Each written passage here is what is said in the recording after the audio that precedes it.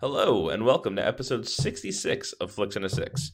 I'm one of your hosts, Anthony Costanzo, with me, forever and always, the man, the myth, the idea, Alessandro Bielsi. Say hello, Al. We're being buried beneath an avalanche of your inadequacies. That was very similar to any of your Imperial Star Wars voices that you do. It was pretty much on point. Dominic's the one who does more of those. I guess I've done a couple of them. That's true, but you guys are related. Yes. Although it's funny that you should say, I think this was a pretty good one. So my cousin Mike, hey Mike, you're our biggest fan, as always. He texted me the other day because he was just firing up our episode from last week on I Love You, Man. And so what happened was I get a text apropos of nothing, and I'm just kind of vamping until I can find the text because I can tell. I like that I was able to see right through you on that one. Out of nowhere, he texted me last night. It was the taste of betrayal, you fucking whore. Beautiful.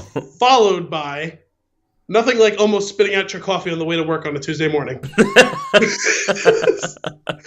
That's great. I said, just starting off the episode and your day with a bang.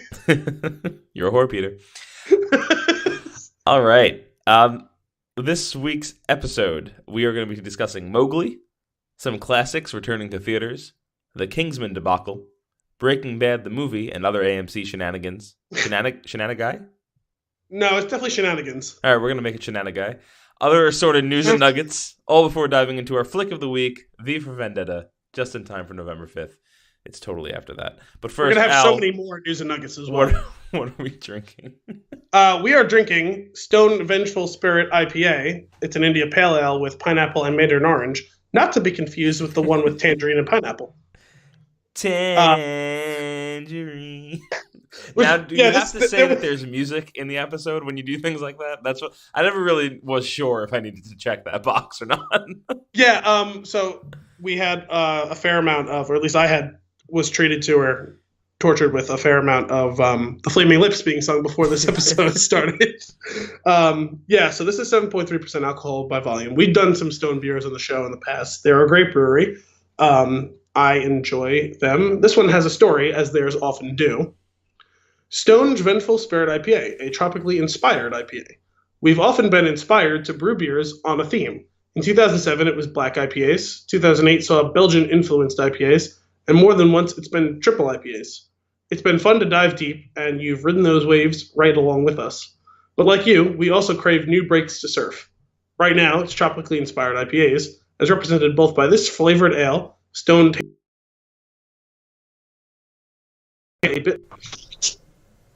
What just happened? I'm not entirely sure. What we're gonna do here is you're just gonna start reading it from the beginning, and I'm going to edit. Oh, you want me to reread it, the whole thing again? Just reread, yeah. Just start at the top, and I'll cut it right in. Okay. Stone Vengeful Spirit IPA, a tropically inspired IPA. I really hope that you leave that whole conversation we just had in there, though. Oh, you want to do that like that? I mean, I can do that. That saves me time. We were doing it conversationally, so why not? We've often been inspired to brew beers on a theme. In 2007, it was black IPAs. 2008 saw Belgian-influenced IPAs, and more than once it's been triple IPAs. It's been fun to dive deep, and you've ridden those waves right along with us. But like you, we also crave new breaks to surf. Right now, it's tropically inspired IPAs, as represented both by this flavored ale, Stone Tangerine Express IPA, and others we've got waiting in the wings. With Stone's Vengeful Spirit IPA, we employ a bit of tropical mythology to pay homage to our ever-present gargoyle. Since 1996, he's had our backs and yours by representing an aggressive intolerance for commoditized beer. He constantly inspires us to forge ahead with resolve, even with the omnipresent forces of forceful evil. Vengeful spirits can be awesome when they're on your side. This is great. Yeah, they're typically eloquent and long-winded. I feel like they start writing it and they start drinking at the same time. Yes. And just before they have too much where the words are going to start to be sloppy, that's when they punctuate it and print it. Yeah. Well, because remember, we did the, I can't remember the name of the project. Remember they had that project, the Magnum beers? We've done a couple of them. Grainiac, Hi-Fi, Lo-Fi. There was a couple different ones. Yeah. I can't remember what that line was called. Those ones have fucking novels on the back, and I loved reading through them on the air. Yeah, those are pretty great. I love when there's we got a good story going with our with our beers. Awesome. Shall we give this one a taste? Yes, please. Cheers. That was I preemptively cheers because I was much closer together with my instruments than I realized. So you're having a lot of trouble with spatial awareness today. I don't know what's going on. Maybe I lost an eye.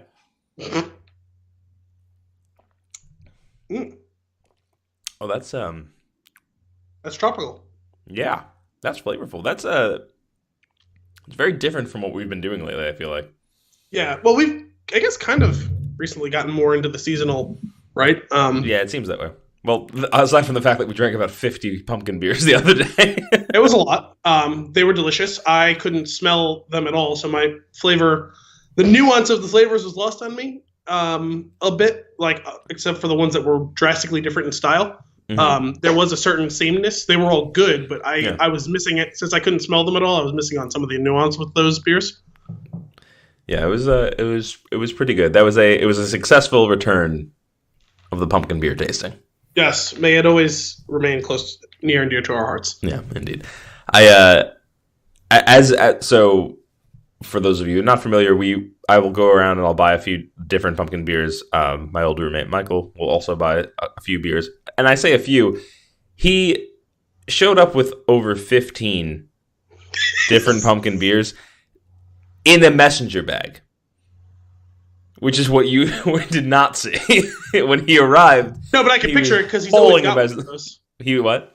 I said I can picture it though because he's always got one of those. Always, and it's just so.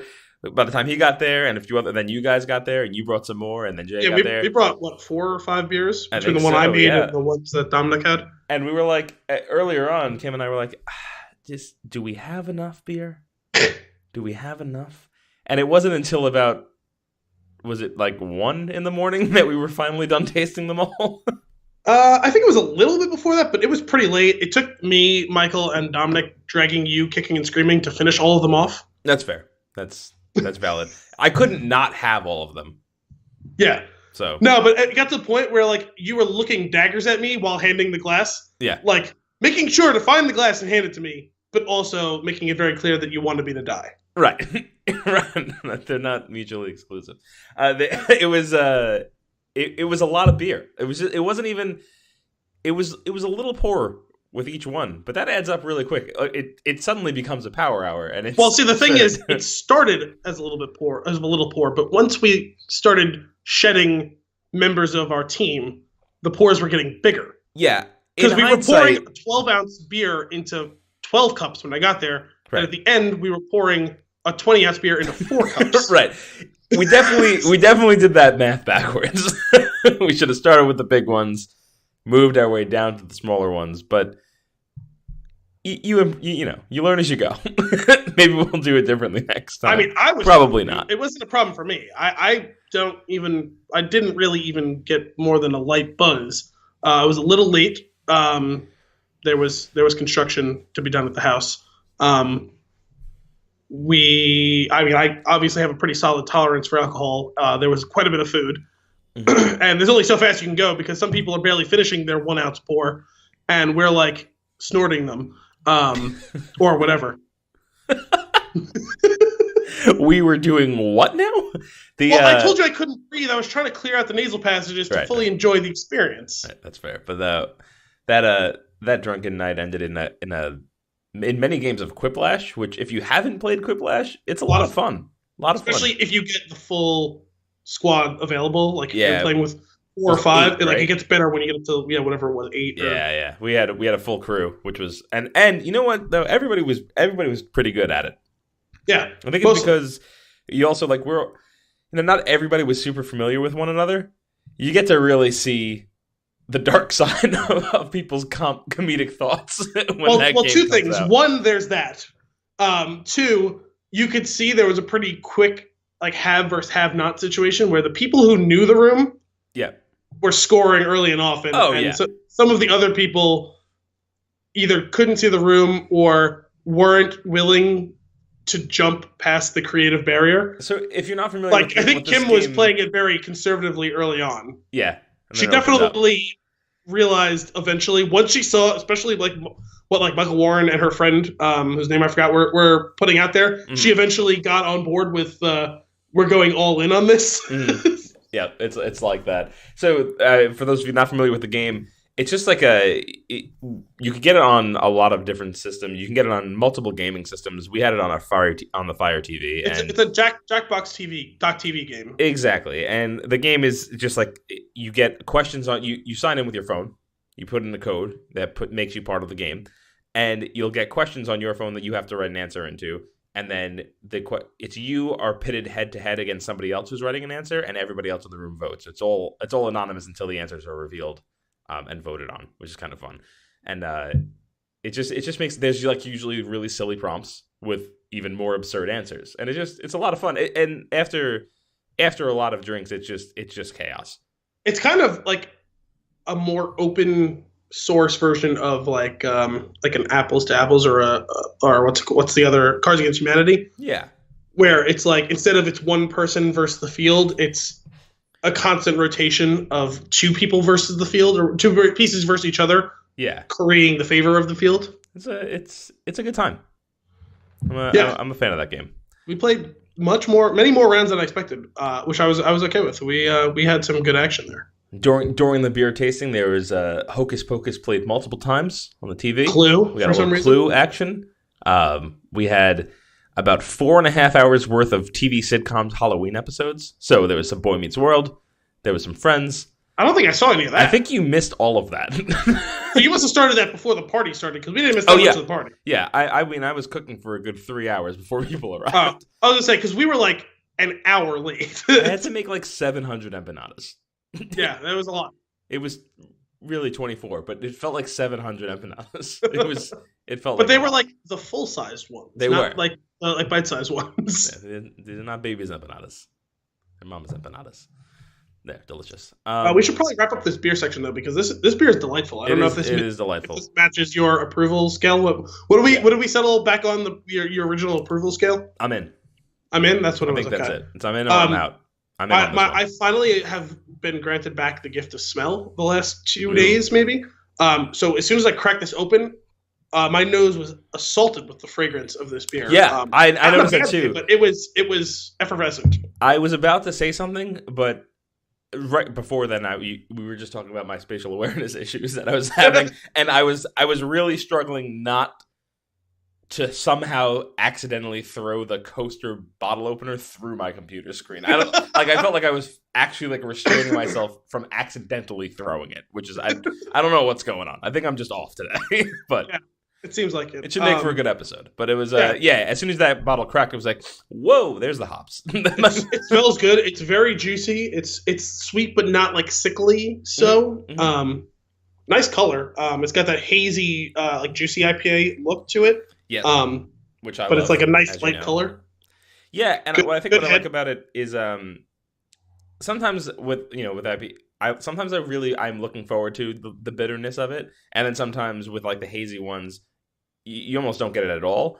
And I feel like this is like right in the middle, and it's really nice. Well, it's definitely very well hopped, but the fruit sweetness balances it out well, so it's not got that runaway bitterness effect. Yeah, very good. Very, very good. We'll have a couple more of these in the coming weeks. We're going to try and split them up. I had 3 stone beers we had quite a few. There'll be a bunch of pumpkin beers coming up, guys. Yep. Including the Al's Ales Pumpkinish Porter. So good. I'm glad that you and everyone seemed to be quite a fan of that. It was nice. It was nice. I was a fan. Shall we get into our first story? Sure. I have several, so we're going to go back and forth. Yeah, we'll back and forth it. So First thing we're going to start off with is Mowgli. I was scrolling through my Flipboard. You know how I have my curated movie Flipboard? I had a few stories from there. Mowgli was one of the ones that actually popped up today for me. And I saw Mowgli, and it's like a dark take on the Jungle Book. And I was like, that Another quicksand one? scene Yes. again? Like, is this just back in my life now? Like, and it's unless just gonna unless haunt we're me. going full on like the horrors of what actually was going on, like Rudyard Kipling's White Man's Burden and Jungle Book like era, like where it's like bad shit is going on in India. You're not getting darker than the quicksand from the 1997 or whatever that was, 1994 Jungle Book. That repressed memory. Anyway, I was like, I'm so glad that like you like somehow like Vietnam flashbacks it like the way I have for my whole life, and like it seems you had been repressing it until I mentioned it. I'm so glad I'm not the only one who has that scarring them. Oh my god, it's just terrible. But anyway, so this came along and there was a trailer and I was like, oh, I'm gonna watch this trailer because I'm curious as to why. On account of we just got a pretty fantastic Jungle Book movie. So that was the Jon Favreau one? Yes. Really well done. Really enjoyed that movie. And I was like, what's happening here? So, I'm watching the trailer and it's the whole movie. Just so you know. The trailer is the whole movie minus the resolution. So if you want the resolution, I guess you'll have to go see it. Now, this is a Netflix original movie. I guess I don't know if they call them originals, if it's based on, I don't know how they do that, but it's a Netflix film. And the first thing that came to mind was I had this like emotional roller coaster as I was experiencing this trailer. I was like, for the first 25 minutes of the trailer, I was like, why is this happening again? Why are we doing this? I was like, yeah, that's CG animals actually talking. We did this. It looked better. What's happening right now? Like, why are we why? And wait, so it's got more CGI animals and shit that are like are personified? Yeah. And what's the point? Yeah, exactly. So I'm thinking this is dumb, and then I was like, how is it so far? Like I said, now I'm 3 hours into the trailer, and I'm wondering how is this different from the Jungle Book that I just saw? And then it's like, oh, we're going to bring in the people tribe a lot sooner, and he's going to actually go to them, and it's going to be a little bit of a different interaction throughout the story. I was like, okay, that's kind of cool. Slightly different. I guess that works. And now I am really not interested in this movie of just seeing the Jungle Book again, but there were a few other things that got layered on top of there that made me very interested. First of all, Netflix movie that is going to be released in theaters. Really? So they're going to be doing this... Full release or limited? Limited, I believe. But they're going to be doing this with a handful of movies. I think 3 other ones were announced not that long ago. But... Yeah, me and Dominic were just talking about it last night. There's the other one with Chris Pine about Robert the Bruce. Uh-huh. I can't remember what it's called now. What's it called, Peanut Gallery? What? The Chris Pine movie. Outlaw King. The Outlaw King. Okay. Yeah, that's one. I think there's 2 others, but the intention being award season nomination stuff. Trying to get yourself, because they can't technically be nominated, it sounds like, the way that just released Netflix. Whatever. No big deal. Yes, I'm happy for it. That was a big thing. It has to at least hit a certain amount of theaters to be eligible to be like actually Best Picture nominated or whatever. And I'm totally on board with this, because even though I have Netflix, if there's a new movie coming out that I'm interested in, I like to see it in the theater. So if it catches my attention, it depends on the movie. If it's a movie that feels that it needs to be theatrical, then definitely. Sure. If not, then I'm kind of indifferent. Yeah, I mean, I'm not going to especially if it's Netflix and I'm already paying for it. I don't need to pay for the extra ticket. I'm not going to see this one in theaters, but I just like that option is going to be available to me sometimes. Yeah. So that was the first thing. I was like, okay, cool. Advertised as like, on Netflix and in theaters, blah, blah, blah. Like, awesome. And then some of the names started popping up. And I was like, let me see. I think I have a list here. I got Christian Bale, Benedict Cumberbatch, Cate Blanchett. And it's going on. I was like, oh, okay, that's kind of cool. And then it said directed by Andy Serkis. And I was like, okay, now I'm really interested. Oh, I actually heard about that. I forgot about that completely. Because you and I have a love affair with Andy Serkis. Correct. And I want to go. The only reason why I want to go see this in theaters is because it's his project. Yeah, I completely forgot. I remember hearing a while back that he was doing that. Completely forgot about it until you just said that now. I didn't even ring a bell when you brought up the movie. Yeah, and that to me was interesting. And so I was like, why are we doing this? Oh, that's a cool thing. Oh, that's a cool thing. Oh, that's a cool thing. I'm guessing he's also doing the motion capture for every animal, or I don't know. Even the snake. He's credited as Baloo. Oh, okay. So that's cool. But Christian Bale is Bagheera, and Benedict Cumberbatch is Shere Khan. Okay. So, and Kate Blanchett is Ka. But anyway, it just seems like, oh, this could have been a cool thing if it didn't just happen. Yes, the timing is so off. weird. Otherwise, I'd be probably slightly more interested. But if it's on Netflix, I guess I'll probably check it out. Yeah, on Netflix, sure. Because especially because I didn't see the Jon Favreau one, so I'm not so like I don't have that current fatigue. Like I have fatigue for that story in general. Quicksand will do that to you. But other than that. When I was a kid, I thought Quicksand was going to be a way bigger problem than it turned out. That was John Mulaney, right? Yes, it was. Oh my god. Yeah, it's silly. I mean, especially because the Jon Favreau one was actually really good, and I really enjoyed it. So that's why I did hear that. I just never. I didn't care at the time. By the time I heard it was good, I was like, I still don't really care, but good for them. Yeah. All right. Well, that's it. I just thought there was just a weird one that popped up today. Okay. So why don't you go ahead and take it away? Well, I'm going to go with breaking news, because I promised breaking nenews to you and the Peanut and for some of you who are listening, assuming we get this out on time tomorrow, which we haven't done for several weeks, and that's not entirely on you. It's been partially on me, too. Like, last week was entirely on me, actually. I didn't write the synopsis until Monday. So, breaking news, because I just saw this about an hour before we started doing the show.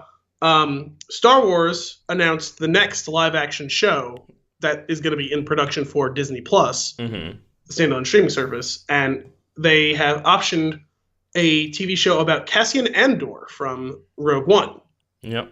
Did you see this? I just saw it before we got on. Okay, yeah, I saw it like an hour and a half ago. But I didn't read too far into it, so I'm waiting. So I'm reading the official release on Star Wars' main website. Awesome. StarWars.com. Diego Luna will be returning as the Rogue One hero in a spy thriller for Disney's direct-to-consumer streaming service. Bob Iger announced today that Lucasfilm is in development on a second Star Wars live-action series for Disney Plus, the company's new direct-to-consumer streaming service. The series, which will go into production next year, follows the adventures of rebel spy Cassian Andor during the formative years of the Rebellion and prior to the events of Rogue One, a Star Wars story. Diego Luna will reprise the role of Andor. Going back to the Star Wars universe is very special for me, said Luna. I have so many memories of the great work we did together, the relationships I made throughout the journey. We have a fantastic adventure ahead of us, and this new exciting format will give us a chance to explore this character more deeply. The rousing spy thriller will explore tales filled with espionage and daring missions to restore hope to a galaxy in the grip of a ruthless empire. A release date for the series has not yet been announced. Stay tuned to StarWars.com for the latest updates. From what I understand, production on this will start sometime next year, call it rough a year from now. So don't expect to see it until 2020, probably. Yeah, that seems right. What are your thoughts on this? Are you interested? I think I can guess what your thoughts are, because I know you weren't a big fan of him in Rogue One. As opposed to me, who was a big fan of him in Rogue One, and so I'm fairly excited. I do think it's slightly odd that they're choosing to retread this ground, considering Rebels covered a lot of it. It will be covering different stories in different areas, but the same exact time period. But I liked the character. I liked his portrayal of the character. It's going to probably be a little bit more adult than the animated shows, I would imagine. Right. So I'm You're on board. Like I'm not marking it down on my calendar, but sure. When it drops, I'll start watching that day. Like I'm looking forward to this. Yeah, I'm going to be looking forward to any of this new Star Wars stuff that comes out. I'm definitely going to be interested in it. And to be clear, not liking him was more of an issue with the writing of the character than the actual performance. I actually think Diego Luna is pretty good. Yeah, well, I know Kim's a big Diego Luna fan. Yeah. You were. I know you didn't have a problem with him, the actor. I meant you didn't for the character in the movie. Yeah, and that was, as we've talked about on our Rogue One episode, which you can always go back and find. It's going to take you 65 episodes to sift through to figure out which one it is. Guys, it's the first one, part 3, I think. We were supposed to dig for it, Al. They're supposed to dig for it. More downloads. Yeah, but I want them to actually get to and listen to the show. I don't want them to give up. Yeah, my biggest problem was with that movie was I didn't care about the characters too much, except for maybe K2SO. Well, they didn't say anything in this release, but I would hope that he would be in the show, if not at the very beginning, at some point. Considering the two of them seem to be working together for quite some time, they had a well-established relationship at the start of the movie. Mm-hmm. Yeah, exactly. And you know what? That's probably going to be the case, and that would be amazing. I think one of the things that I would be very interested to see from this is he's kind of at like the end of his rope. He's desperate by the time we see him in Rogue One. I would like to see the development of the character to that point. Maybe see him as kind of younger and hopeful, turn into more cynical and like willing to do the dirty work. Definitely. Sorry, this just reminded me that the way I stumbled across this was actually via a tweet, like quote tweeting the story. And I want to find it now because I found it entertaining and I think you'll enjoy it as well. It was roughly about the whole idea of the whole him mercy killing that guy at the beginning of the movie. Yeah. And it was something along those lines. I'm never going to be able to find it. It was like, I can't wait to see how many mercy killings it got for him to get to that point of desperation in the movie or something like that. That's great. Man, yeah, I'm excited for all this new Star Wars stuff. The longer it takes to come out, the better it's going to be for me, as we established with the distance between 8 and Solo. Sure, So. and I think they also, you'll see, because basically exactly a year from now will be when The Mandalorian, I believe, is going to be ready. I think they want to have it ready it's going to be ready day one of Disney Plus, Right. Which is supposed to be fall of 2019. And so I expect if this show doesn't start taking off until then, that we would get it the next year. And I would think they would probably alternate those where they're never going to overlap. So at bare minimum, you're probably going to get 6 months between one season and the next. Yeah, that seems fair. I'd be down for that. Cool. So we'll keep you posted on that with anything new that we find. That was your breaking news. I would like to roll off of your breaking news into breaking bad news and some other AMC shenanigans. So yeah, that was what I said earlier. I'm pretty sure we have the same thing. I also had that as well. So I'm going to just start with this one. I'm going to read you this first paragraph from this article on Cracked, which I just thought was hysterical. So it says, after 5 seasons of betrayal, bodies, and breakfast memes, we thought the adventures of meth man Walter White and his ward Jesse Pinkman had come to an end. But this is 2018. Nothing ever ends. So to much surprise, it has now been announced that Breaking Bad will once again be the one who knocks. This time as a one-off movie taking place right after the events of the series. And this means that finally, after 5 years of doubt, we might find out what happened to the real hero of the show. We're talking, of course, about Huel. Which that whole write-up, I just thought was hysterical. And then they show this picture like of the most out-of-breath Huel shot like ever taken, and it's just wonderful. And I'm just gonna skip ahead to the end of it, talking about how where Jesse is at the end of it, what happened to Hank and Steve, and then it's where is it? Canonically, we have to assume that Huel is still waiting on that couch. And then there's just a picture of him waiting on the couch at the end of the season. There was a lot of jokes and questions about that over the years, and like Vince Gilligan eventually had to come out and say, "Guys, Huel's fine. Someone eventually told him, like he's not in the house, right? Not die there. Someone got him eventually." Right. And I mean, I'll just say, like, I'm all for it. I love this Breaking Bad universe. I would be worried if it wasn't being written by Vince Gilligan. Yes. Well, this is what I'll say. I think I alluded to it in an episode a few weeks ago, the whole concept of like the difference between the success of Better Call Saul or something like Solo, a Star Wars story, where in the same vein, no one wanted per se, or at least no one needed a prequel story about Saul. But if you do a good job, everyone's going to be there for it. Yep. And we don't really need it, and some people now want it. But I trust Peter Gould and Vince Gilligan to do a good enough job that when we've watched it, we'll be like, well, I'm really glad I watched that, guys. Yeah. Yeah, they will. Yeah. Full faith in them. I mean, the next time they do something wrong will be the first time. Right. Exactly. Oh my god. Like I may have issues with an episode here and there in Soul and Breaking Bad. Sure. But like one at a time. Yeah. Like where exactly. like entire half seasons or whole seasons of like something like The Walking Dead, which I think we'll get to in a minute, will piss me off. Like it'll be like one episode pisses me off, and then the next one pulls me right back in. It's like, okay, it was a blip in the road. No one gets everything right. No one is perfect. They don't all work. It's just that I'd like for most of them to work. Yeah.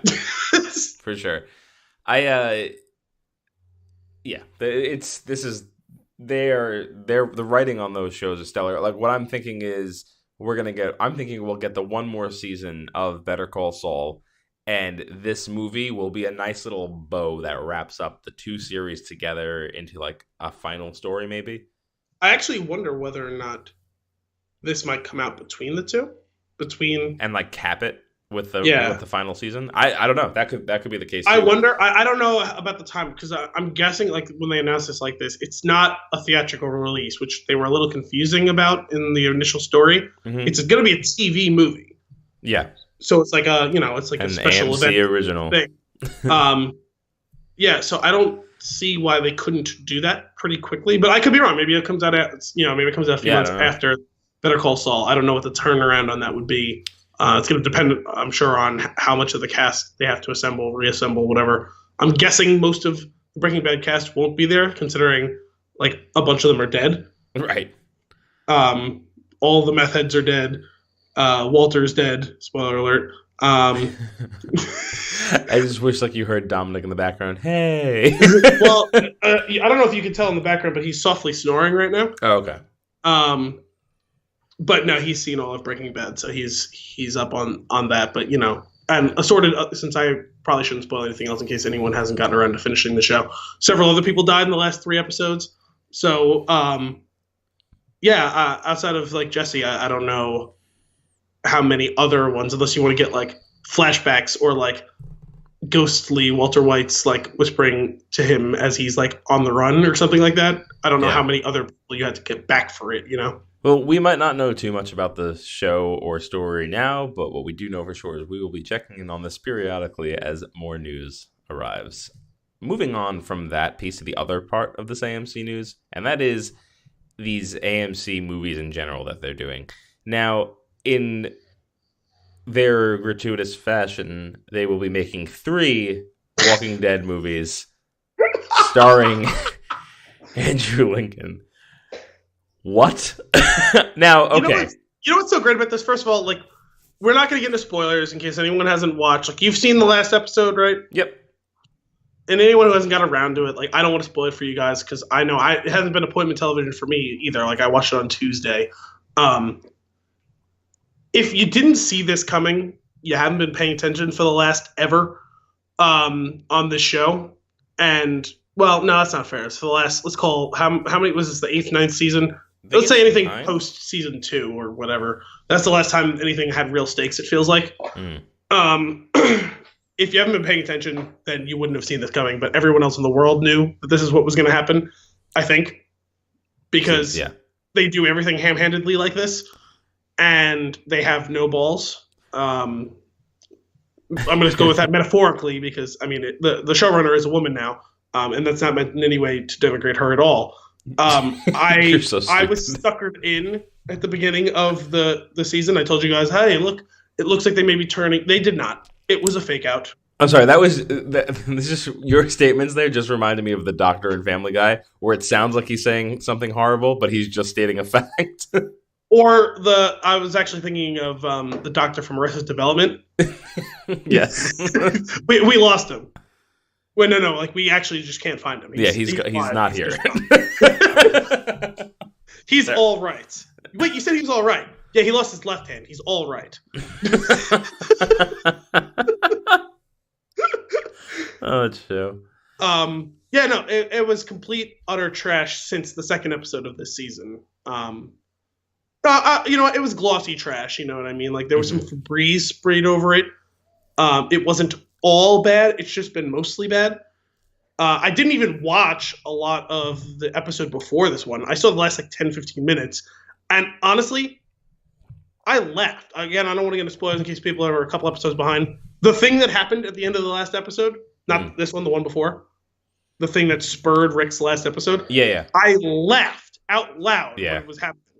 Like, I left like a moron. Like, you know what I mean? Like, we're not going to spoil it, but it's something so ridiculous where you're just like, well, we know this is not how it ends, so let's just move on. Two things. One, really, can you hear the snoring now? I just did, yeah. There was one particularly loud spike. Hang on. Do you want me to do this on air, or do you want me to mute it when I wake him up and yell at him? I would prefer that you just let him continue to snore in the background. Okay, I guess if you in the audience, well, the audience has no way of saying it. I mean, I can barely hear it, but every once in a while it comes through and it's kind of funny. It'll probably get louder. It's been getting progressively slightly louder. It's just... It's probably how half our audience listens to the show anyway. Yeah, no, it's fine. My first thought was, really, that's the best they could come up with? They had all this time. This isn't new. This wasn't like 4 weeks ago he like demanded to get out of the show. They had months to prepare for this. And they had months to prepare for this, and that was the best they could come up with. And second of all, not only is that quote unquote the best they can come up with, it was so obvious they're setting it up for like that's not how he dies. You know what I mean? Yep. Yeah, they it's so silly because that's watched not how anyone who matters on the show dies. That's not even people who only kind of matter die on the show. Yeah. Afterwards I watched Talking Dead just because I figured they would do an interview with him. I haven't been watching The Talking Dead. I don't watch it anymore. I feel dirty when I watch it. That's kind of why. But Yvette Nicole Brown was on it, and I think she's fantastic. And she did the interview with Andrew Lincoln. She genuinely loves the show. She's amazing, and I kind of wish she was hosting the show. It would be so much better. I actually feel bad for her for loving the show so much because it's so bad now. Yeah, but she's so sweet. No, that's why I feel bad for her. I'm not going to make fun of her. I feel bad for her. Like, oh, why are you doing this to yourself? Well, so she goes and interviews Andrew Lincoln afterwards, and he's they do a really good job of obviously pre-writing the questions and pre-prepping for the questions. And one of the things that was very clear to me was he says something about how, there's some stuff with Carl, and how I'm not going to go too far into it, but like how if he were to leave right now, it would overshadow some of the stories with Carl, so they needed to extend it a little bit longer. And I was like, oh no, that's not what happened. AMC was like, no, 16 episodes a season. We don't know what to do for 6 of them. So we're going to need you to come back for 6 of them. That's what happened. Also, I'm a little confused about we had a big time jump, then we're going to have an even bigger time jump in the middle of the fucking season? Yeah. No. Middle of the fucking it's not season. The middle. It's Sorry, not the third of the way through the fucking season. There you go. And this is the most egregious one since the one that happened in *Halt and Catch Fire*. It's way more egregious, in fact. Although I will say, at least I was prepared for it this time. I wasn't prepared for it in *Halt and Catch Fire*. I was really confused. I thought it jumped ahead a season, and it was like, nope, this is the last 2 episodes of a season. We're going to get a time jump of 3 years. I was a little confused. But how about this? This is still the thing that blows my mind. Well, not blows my mind. I mean, I should have seen it coming from a mile away. AMC is not making a movie. 3. They are making a trilogy. You don't. Well, you know where why do you get off? You know why they have to? Well, because you know what it is. It's just the other half season that he couldn't get out of his contract. Yeah, that's probably true. Because 3 movies is essentially 6 episodes. That's about 16 more minutes of content, right? With all new characters. This is a shame. No, you know what? Not all new characters. We get Jadis, which, you know what? Okay. I've been like railing for a couple of episodes now. Like, what are they doing with her storyline? Like, they gave her a totally new storyline and totally new personality and relationship, like through the first couple episodes of the season. And I was like, okay, there was no like warning for this, but whatever. If they're going to keep her on the show, give her something to do. Yeah. And then they really confused me with her the last 2 episodes. I didn't watch most of, like I said, the one from last week. And I asked Dominic, I was like, did they like explain it? He's like, nope. I was like, okay, yeah, I figured. And it's like now there's a purpose, I guess, to have kept her around, like what she's going to be doing. Also super important that this is how they bring Heath back into the mix, because they confirmed that Heath was disappeared by the helicopter people. Oh, they did? Yeah. In like a interview, like, yeah, no, he didn't just disappear to 24, live another day. He or whichever one that it was. He got disappeared by the helicopter people. Okay. All right. That's dumb. The other thing that's crazy, like we were like, I don't know, another 5 minutes away from I think it was like the second episode being a porno. Right? Did that happen, right? Did it? With Jadith and Father Gabriel? It wasn't that. There was some definite cupping. Yeah, but everyone stayed mostly clothed. That's the standard. That's great. Anyway, this is going to be a complete... Yeah, I mean, it was aggressive making out. That's not... I assume this is going to be a garbage party. But I will probably watch it anyway. I made a good joke about the garbage people earlier today. It doesn't bear setting up and telling on air, though. It was great. It was great. It was one of those ones that's very great situationally, but would be lost in translation. Yeah, no, But, okay, so just to wrap it up, because we're done with this topic, to wrap it up, AMC is making 4 movies. One of them is related to the Breaking Bad universe, which we are very happy about. 3 of them are related to the Walking Dead universe, which are probably just not going to be very good. One of them we don't need at all and is going to be great. 3 of them we probably also don't need at all, except to try to get for them to spend 6 hours to tell us what they're trying to tell us in 1 hour, and it won't be good. The entire first movie is going to take place in that helicopter. What's your next story? I think there's one other thing that we have communal, so I'll go non-communal. Okay. This is also news from today, I believe. Jeremy Irons. Sorry, he's snoring away. He's sawing logs back there. Yeah. So, like I said, should I wake him on air? Demoted to the peanut gallery. No, yes. What we're gonna do is we're gonna have him on the show again at some point. Yeah. We're gonna force him to pay attention and be next to you, but we're not gonna give him one of your earphones. He just has to try and read. He's just gonna have to be there. He's just gonna try to read your lips and react to the one half of the conversation that I'm having. Yeah. You know what? Throw a shoe at the guy. I don't have a shoe. I have it's metal. Shoe. That's heavy. I got a deck of cards.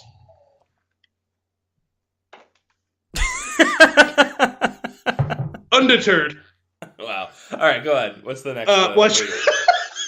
I tried not to hit him in the face. Jeremy Irons is going to be in the new Watchmen show on HBO. Oh. As Scar? No. He's going to be playing old Ozymandias. Okay.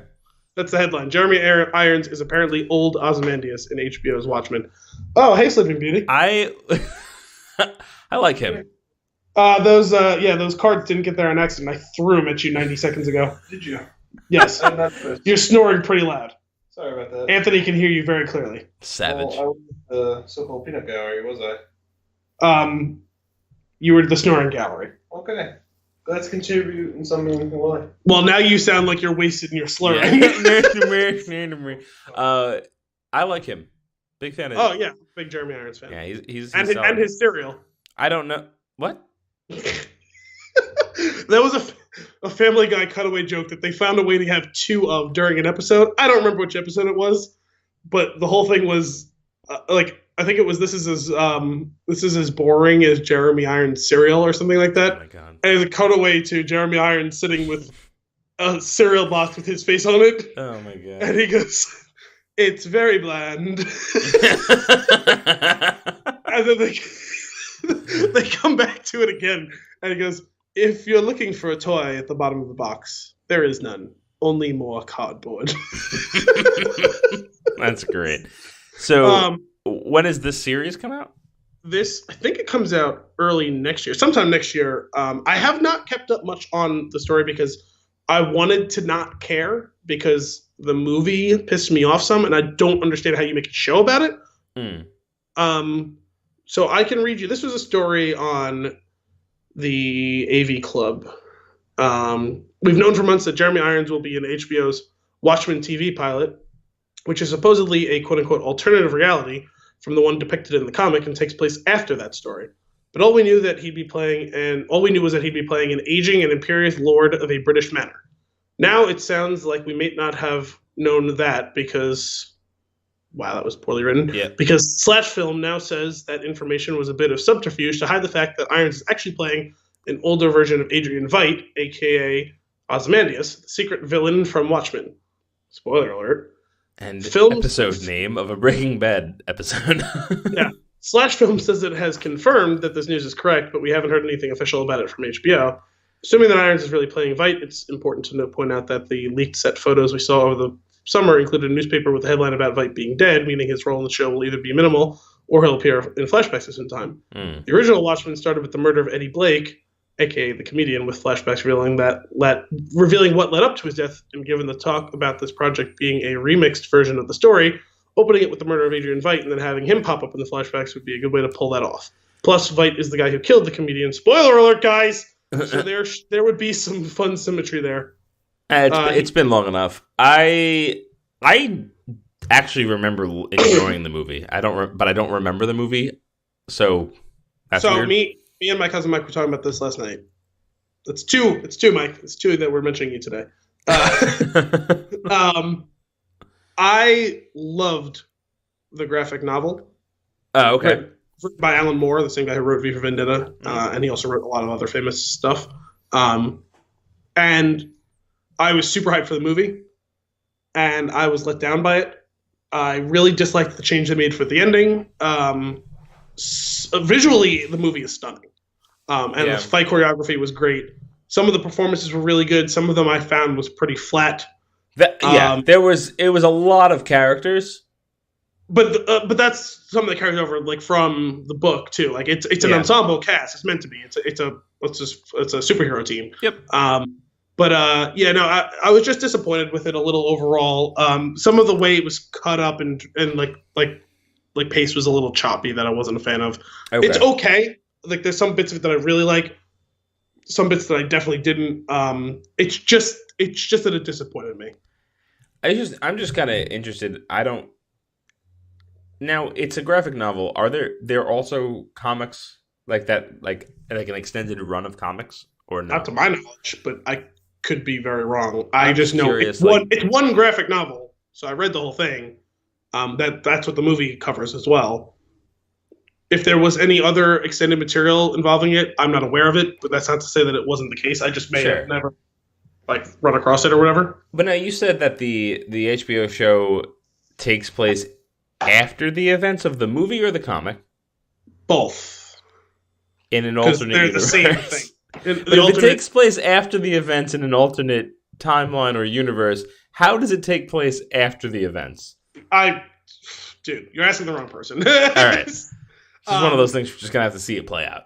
Yeah, the final thing I see here on this story is that there are some other people who've been cast. It looks like Gene Smart from Legion has joined the cast as an FBI agent named Blake. So I don't know if that's someone who's supposed to be related to Edward Blake, or if it's supposed to be since it's an alternative reality, if it's like a different version. I don't know. Right. Weird. All right. When does this start? It doesn't say at the end of the story, which is weird. I thought it's supposed to debut sometime next year, but I'm not 100% sure. I'm probably. That sounds right. Weird. I guess we'll stay tuned for that one. I'll check it out. I'd be curious. I'm getting interested in it now a bit, so I'll probably watch it. On upstairs. I'll probably watch at least the first episode. So. Sure. Jeremy Irons. Yes. All right. Cool. Our next story here are a couple of classics returning to theaters this week. So on Monday, which I did not know until today, and I'm actually maybe purchasing tickets for this because I'm actually very excited. We've talked about this movie in the past. It is the 25th anniversary of Mask of the Phantasm. And they're doing 2 showings on Monday, 5 and 7, or 2 and 7, I think it was, and that's it. And then we're done. It's just like a one-time deal. So I feel kind of obligated to go. That's a VHS whose film is definitely warped. Yeah. Buried somewhere in my house. That was one of my favorite movies as a kid, even though in one of like the bubble boxes, right? I probably wasn't smart enough to get it. Yeah. Really. Because I remember being kind of confused by it as a kid until I got a little older. I have not seen it in at least 20 years. Yeah. It's been a very long time for me as well. I don't know that I've seen it since I've seen it on TV the first time. I don't think it was a bubble box one, though, actually. I think it was a slide over cardboard. Okay. I remember the box art vividly, though. Yeah, it was the Mask of the Phantasm. With the bat underneath, with the wings up. Anyway, I'm really excited and I want to see that. I may be going at 7 o'clock on Monday to go see that, and I encourage you to do the same, and maybe we'll just do an episode on this movie. Yeah, I don't know if I'll be able to see it. So you go find your VHS tape, and I'll go to the movies. It's got to be available digitally somewhere, right? Yeah, I'm sure it is. The other thing is it's like the 40th anniversary of Superman, and that's going to be coming to theaters as well. Oh, that's kind of cool. I like that. I like a good return to the form. Get that on the screen. Let me see it in all its cinematic glory. I just, guys, I love movies. I love going to the movies. I love seeing things that I love after movies. You missed a really obvious joke of I miss the return of Superman, or I'm down for the return of Superman. But this excites me. I think it was last year. Kim and I saw Clue in theaters, and I was like, "This is just great." I've seen this movie 100 times. But yeah, I'm gonna go see it. I love this movie. This is so good. And as we're sitting there, we're eating our popcorn, we're laughing, we keep turning to each other. This is so great. Like I love seeing things in the theaters, and I cannot stress this enough. The movies are amazing. They are. That's it. And that's all TV there is to is it. amazing too now. TV's pretty great. It'll never be quite like going to the movies. Sure. Going to the movies is just do it. Just do it. What are you doing? Turn this off. Go to the movies. I encourage it. Finish listening to this before you go to the movies. Or listen to it on your way. That too. I don't know where Mike's going. I know he listens to us in the car. Going to work. Maybe you're going to the movies. Maybe you're going somewhere where you don't really have to be there. You could turn around and go to the movies. If we get one person to change course and go to the movies, mission accomplished. Mission accomplished. This show is over. All right. What's next? I'm out. I'm just so out of it today. I'm sorry. So I stumbled on something kind of cool that I have not listened to yet, but I definitely going to check out, which it's funny because I'm a guy who has a podcast, but I'm not really a podcast guy yet.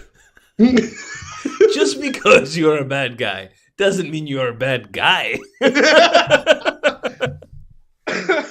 No, I've started listening to a couple of sports ones just because they're done by writers who I enjoy, so it's just an extension of their work. But a lot of times when I'm in the car, I listen to like sports radio, like the shows that are actually on or whatever game is on. Mm-hmm. So I've done a lot of like time where I would be looking for a show to listen to in the car. But this show that is debuting on The Ringer, it's a limited run. It's not like going to be a continuing thing. Mm-hmm. The podcast is going to be called Villains. It's a new podcast dedicated to breaking down the ins and outs of Hollywood's greatest bad guys. Okay, what is this called? Called Villains, with Shea Serrano. He's one of the top contributors on The Ringer. So I will read you, there's one paragraph describing what the show will be about. Villains is an 8-episode podcast series about movie villains. Each episode will be about a different villain from a specific kind of movie. What I mean is, there is an episode about a high school movie villain, Regina George. She's the second episode in the series. And an episode about a superhero movie villain, Killmonger from Black Panther. He's the third episode in the series. And an episode about a psychological thriller villain, Hannibal Lecter from The Silence of the Lambs. He's the first episode in the series. There's also a horror movie, villain, a gangster movie villain, a revenge movie villain, a karate movie villain, and an animated movie villain. It's going to be good and fun and smart. Or at least I hope it is anyway. Thank you.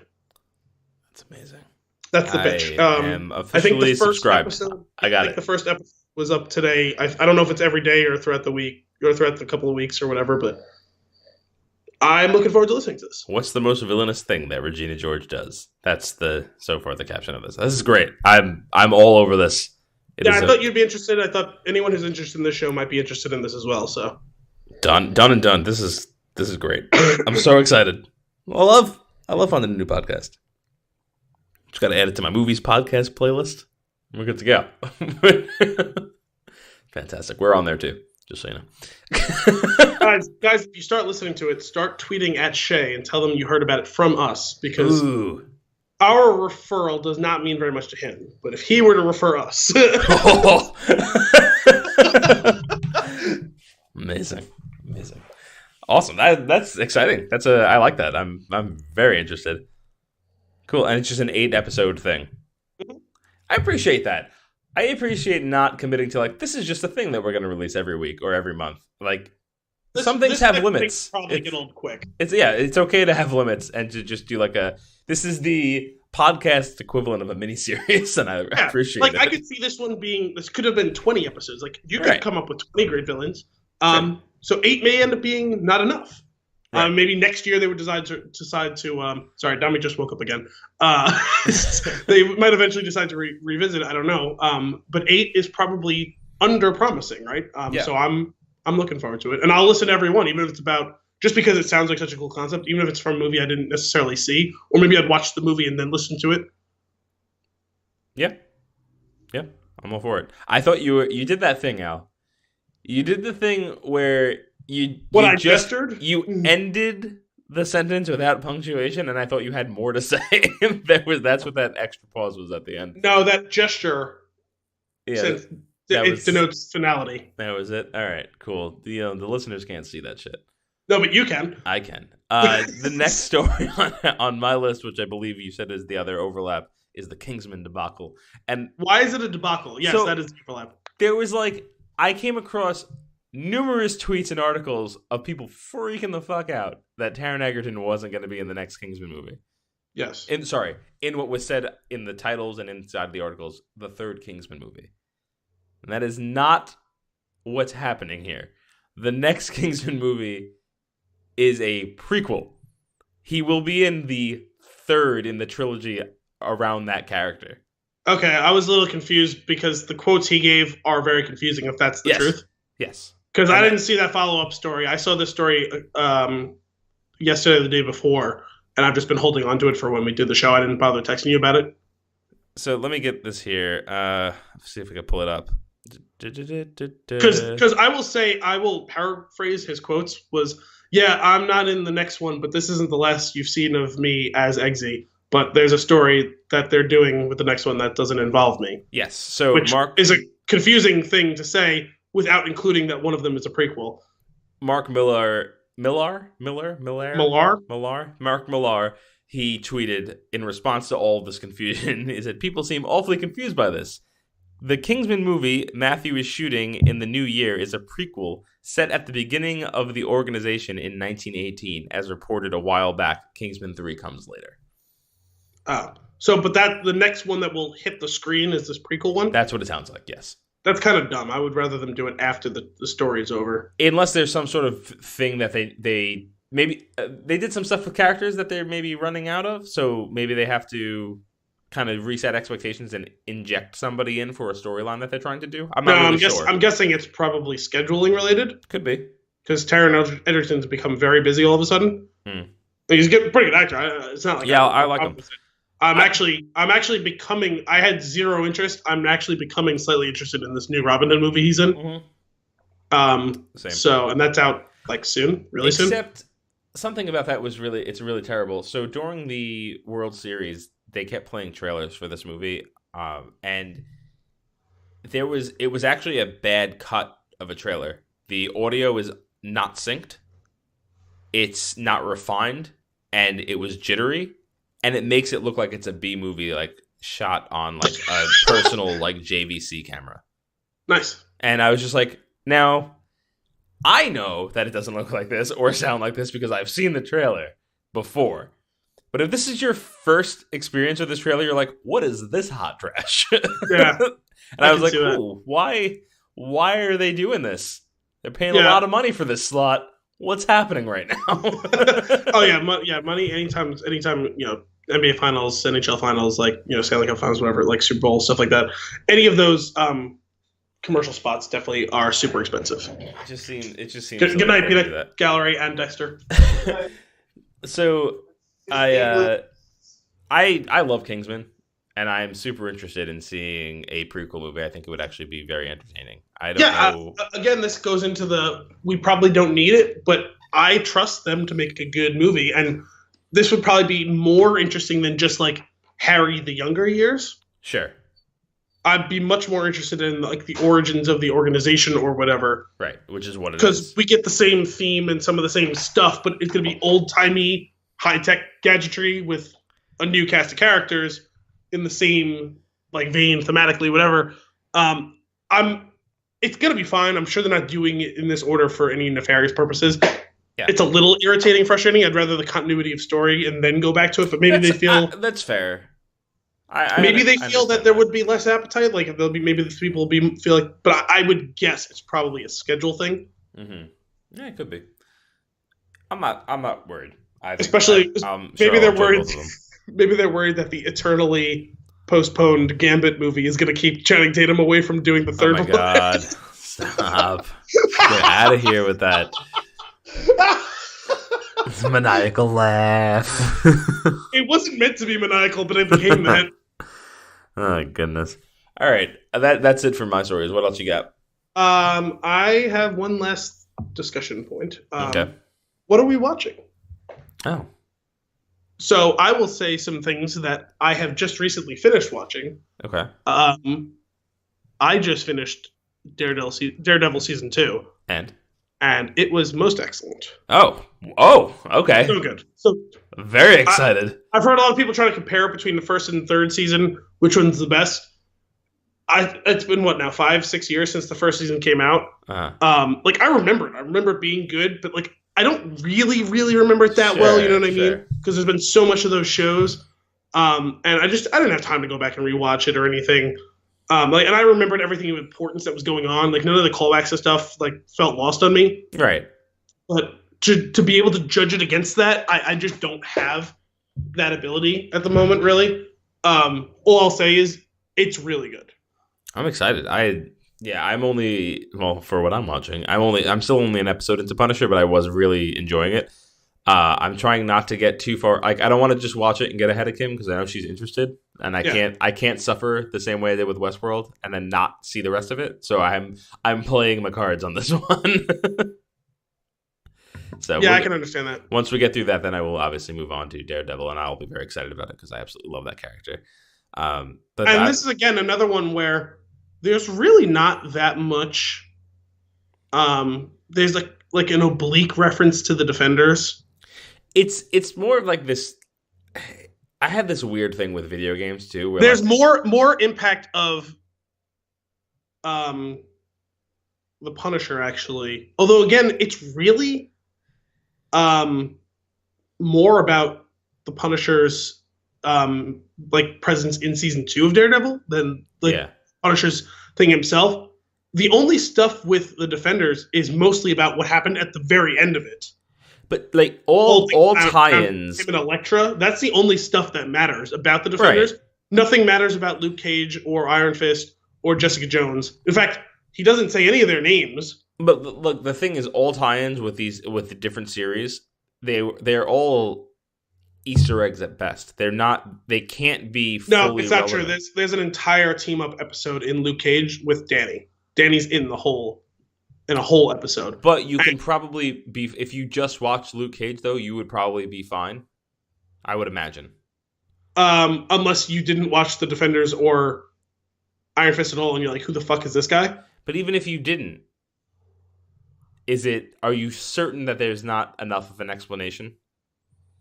Because they do it's a weird thing to do if you go back and watch it. Well, because it's like, hey, buddy, and they're like, clearly friends and they're like bantering, and then like there's a callback to something they do together in the Defenders and the whole thing that's going on. Yeah. And then even more so in the second season of Iron Fist, Misty Knight from Luke Cage is in like the 2/3 of the show. Right.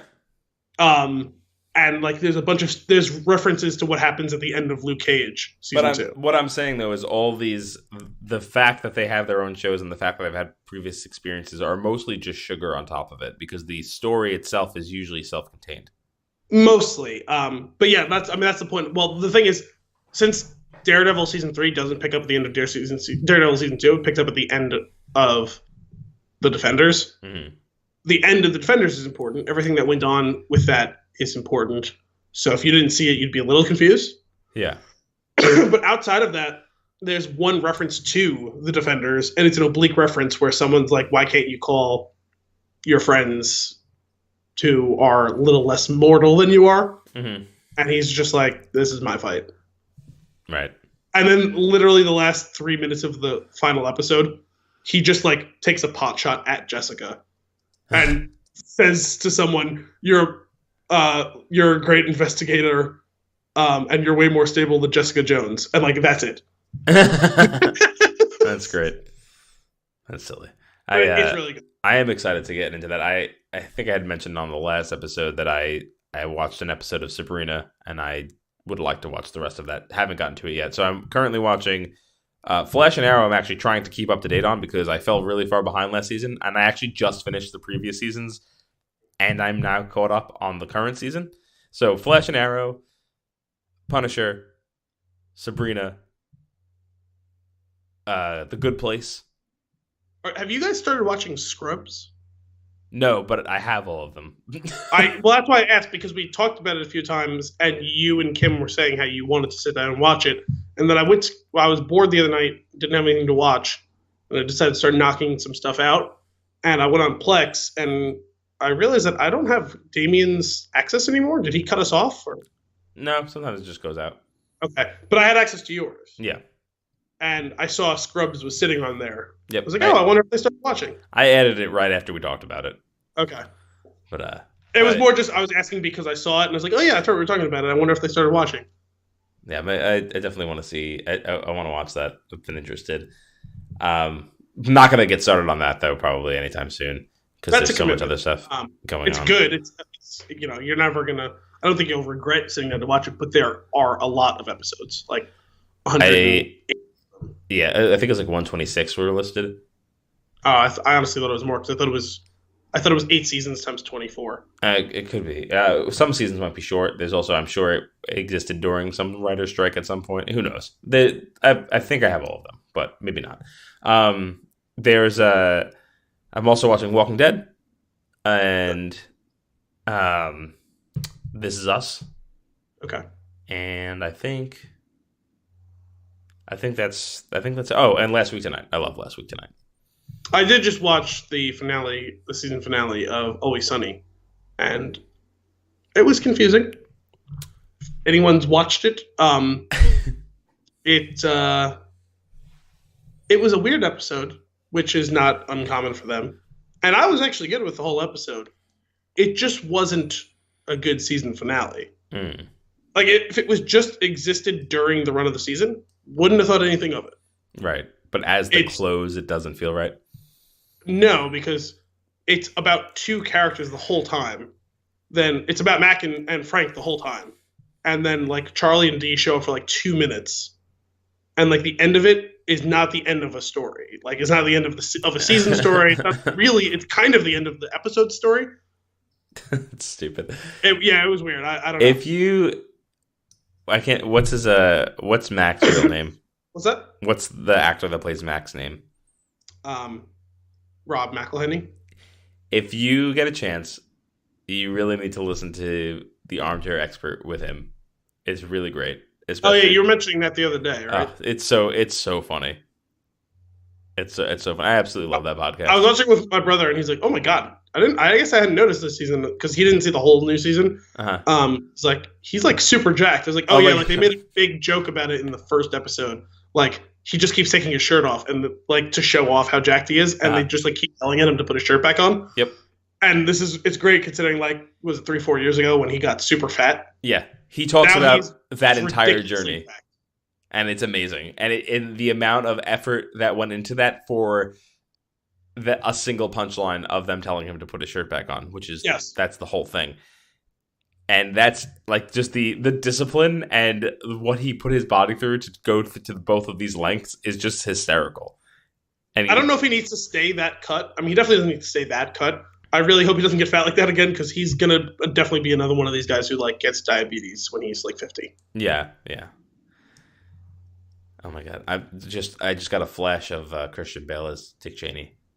Yeah, it's like there's terrifying. no way he doesn't get some sort of thing. Like Tom Hanks basically said, like I got diabetes from getting fat and skinny all the time. Yeah. Oh my god. But yeah, like I said, watch that episode. Listen to that episode of Armchair Expert. It's great. I'll have to try and check out that show. I probably won't listen Really to like funny. every episode, but I'm sure I'd be interested in some of them. Pick and choose the people that you're interested in seeing or listening to. The other thing that I just watched, I texted you about the other night, and that's Unbreakable, which I had never seen before. Yeah, I'd like to rewatch that. Is that on Netflix? No, well, it might be. It was one of those things where I just happened to see it on the guide, and I was like, I'm going to record that and watch that one day, and I recorded it a few months ago. And the only reason I even like cared to was I saw the trailer for Glass when it came out, and a bunch of people got hyped up about it, and I was like, oh, this is that thing that like had to do with like Split or whatever. I didn't even know Unbreakable existed.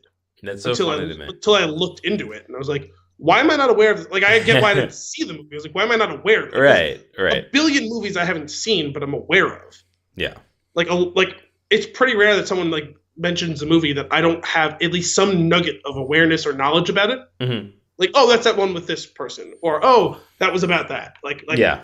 If it came out during my lifetime, at least, and a lot of the ones that came out before my lifetime, like I had no functional awareness of this movie at all until the trailer for Glass came out, and then I was interested. I was like, oh, apparently people like this movie. It's kind of a cult classic. It seems like it's weird. It's not talked about more, mentioned more, because if so many, well, I won't say if so many people liked it. If the people who liked it so much, and it came out sandwiched between The Sixth Sense and Signs when M. Night Shyamalan was still making good movies, it's weird that I'm not like aware of this. No, that is funny to me that you're not, because I remember it being big. I was definitely too young when I saw it. Well, it came out in the year 2000, so if you saw it like at that time, then yeah, probably. And it was, I don't remember how I felt about it. I actually don't remember. I vaguely remember scenes of the movie that terrified me, and it wasn't like the movie was scary. It was just that Samuel L. Jackson was really creepy. But he wasn't meant to be scary. I know that, fully aware. But he came across, he was creepy to me in the movie, and that's. I mean, I could see being like unsettled by him slightly, just as like a person, because he's got a very particular presence about him. Yep, it's the presence, the hair, the carrying of himself. He comes across as like a. I guess I'm just surprised, like for at the time, like the age you would have been when it came out, like you shouldn't have been like afraid of it. You know what I mean? No, like, it just creeped me out, but I don't remember. I don't remember the movie. 12, you know what I mean? Yeah. That's what I'm saying. I mean, it's not like you were like 7. No, but I really don't remember. I really don't remember what it was, what happened in it, and I definitely want to watch it again. What I said to Mike when I was there, you go, 3 mics. I was talking with him last night.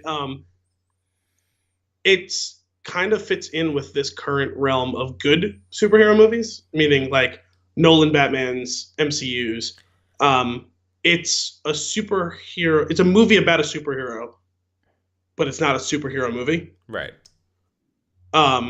It's a very like cerebral, and it's like about like the human condition and like the questions we ask ourselves about ourselves and the world around us, not about a guy fighting crime. Right. And it's a mystery. Like the movie is a mystery. It's funny. Like the reason I want to watch it again is because I've been super interested in watching Split, but I don't really care to see that so much, considering I mostly heard bad reviews of the movie. Apparently, some people liked it a fair amount. But I was very curious about the trailer for Glass, And so I wanted to watch this, and now I guess I'll watch Split as well because I'm sure I'll be Right. missing out on the context. Well, for that's Glass. the thing is, I really want to watch Split, but I knew that there was like a post credit or some tie-in to Unbreakable, and I wanted to rewatch that before I saw it, and like time got away from me. I didn't get to see it in theaters, and now it's just like now they're just two things that are available that I can see at any time that I really want, but I haven't taken the time to watch them. Well, that's exactly what it has been. I've had this recorded for like 4 or 5 months, Yeah. and I finally I had a night where like there was no game I wanted to watch. I had just finished Daredevil, so I didn't have anything to watch.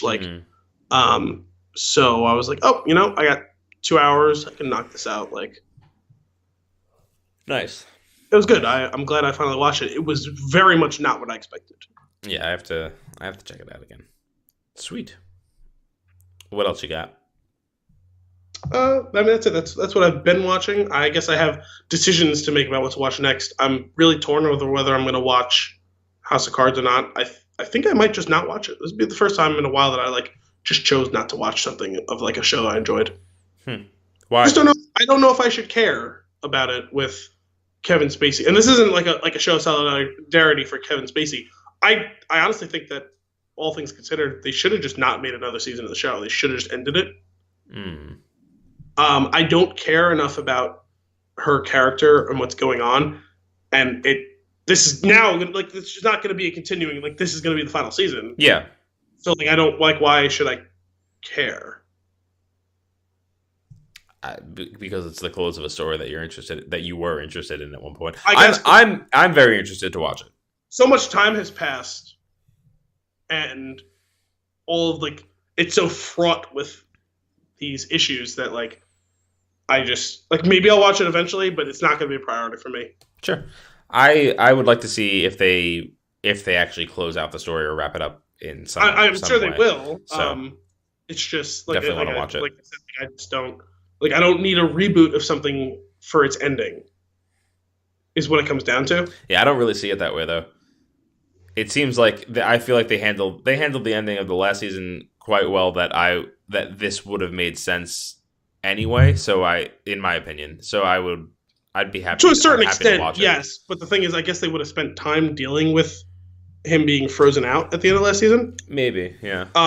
And now it's just going to be like a time jump to well past that, and it's kind of a soft reboot for a final season. It doesn't make sense. If they were, like I said, if they were going to continue on, if this was a soft reboot and then they were going to continue the show for a few years, I would watch it and be like, yeah, okay, let's see where it goes, and if it's good, I'll stick with it or not. I don't know. I don't want a reboot of a story in the final chapter. If you were reading a book and that's what happened at the end of the book, and then you had another couple chapters about a new story, but it's finishing up the story. You liked the end of Parks and Rec, right? Yeah, but they didn't kill off Leslie Knope. No, but they did jump ahead.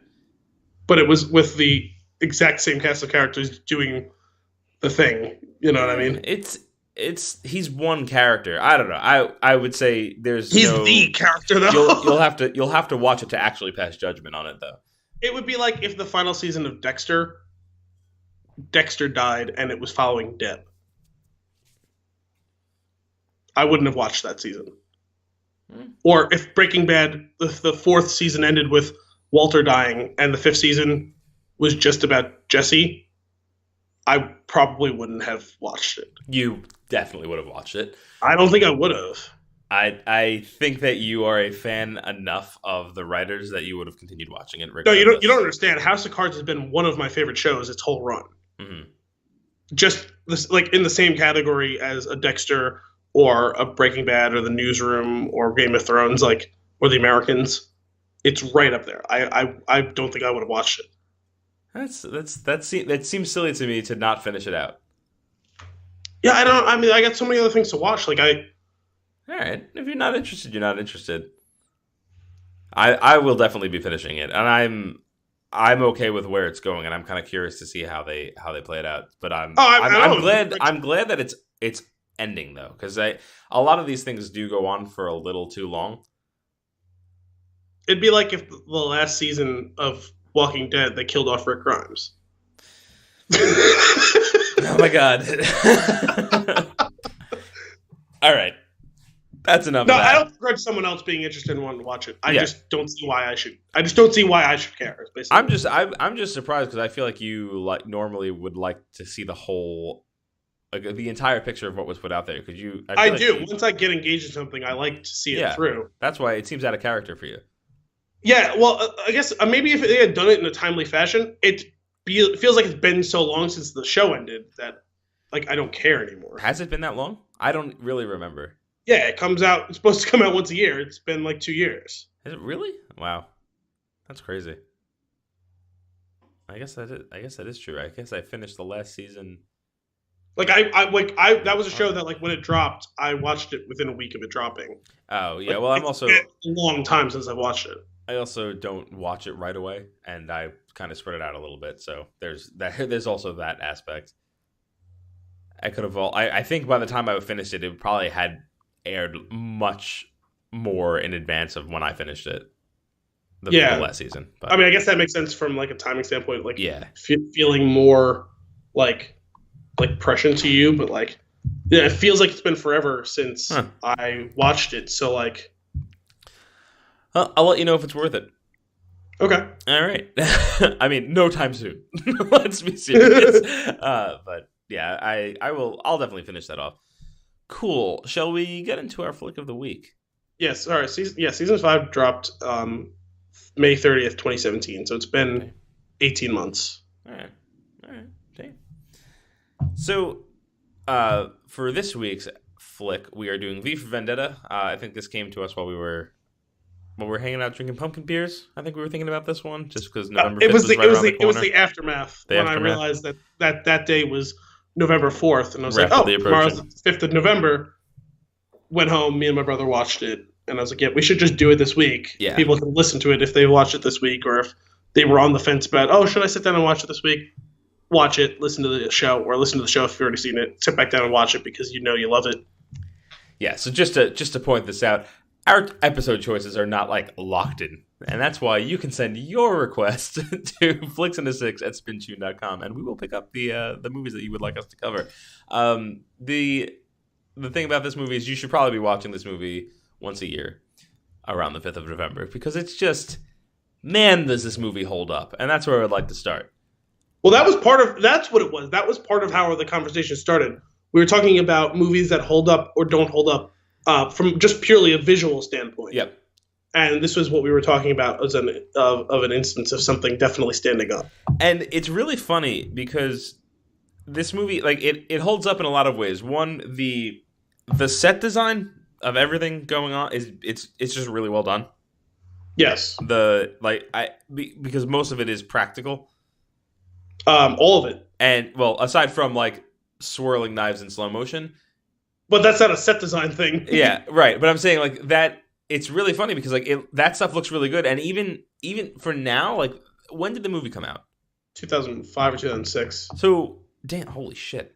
Okay, I feel old. That's crazy. But I was watching it again and watching the slow motion scene of the knives flying through the air.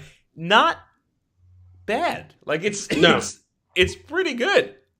Yeah. And I'm just like that, like, for, like, the only, like, really over the top special effect thing, that and maybe him standing in fire screaming. Those two things. Still better than the fire scene from Wonder Woman. Oh my god. It's got to come up at least once an episode, doesn't it? Well, anytime you talk about someon being filled with fire, though. That's true. Or an entire wall of CGI. But I mean, just hang on 1 second. Okay. Nice. But it really holds up. And one of the things that stands out to me the most is V's lair and just all of the shadow gallery that is around. Yeah, all the stuff that he's got around there. It's just like, it's so, I feel like every little piece is so well thought out and well placed, and it's just like they do some really solid world building. Yes, and it's just the movie's a treat every time I watch it. Yes. Was it him or was it what was the name of the guy? Was it Arthur? No, Dietrich. Sorry. Was it him or Dietrich who had the picture of God Save the Queen, but it was John Hurt as Queen Elizabeth? It was Dietrich? Yeah. That was the best piece of art that any of them had, like, of the band art. It was incredible. That was the thing really is, silly. I don't think I may have never. It's been a while since I've watched the whole movie. I didn't sit down and watch the whole movie last year. Okay. It's been at least 2 or 3 years since I've seen the whole thing. I think I've caught bits of it sometime in the past year or so. I may have never put 2 and 2 together that was him. Like I think I just my eyes have really drawn to something else on the screen where it never actually clicked for me that it was him funny. as Queen Elizabeth. I like that. That's I like the idea that you just like it just never registered. Yeah, that's what it was. Like I've seen it, it just never quite clicked that. Oh, that's him dressed as the Queen. But like you can get a lot of like there are little things like that though when you watch a movie over and over again. Like even even especially if you spread it out, like little things that you'll notice that you didn't notice before. And there's another thing that was big for me that I noticed. Was I was always a little bit hazy on the whole deal with when he meets with the detectives and what that was all about. And it finally clicked fully for me what exactly was happening there. I was like, oh yeah, I should have gotten that before. What were you going to mention that happened for you? I'm kind of curious. Let's stick with yours because mine actually happens pretty close after that. But what were you talking about? No, I was always a little confused. Like he does the thing where he this is like full spoilers, guys. Oh yeah, the movie we just said 2005, right? Yeah, it was 2005 or 2006. Okay. Whoa, that 1 year can make a difference. Yeah, all the difference in the world. In fact, no, actually, I think it was supposed to be released on November 4th, 2005, and something happened. It got released early 2006. Oh, okay.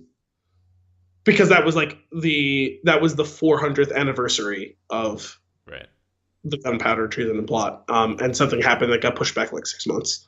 Yeah, so the whole thing where he sits down as he's pretending to be Rookwood, one of the guys they've been looking for on like the roster of people, and he tells them the whole story.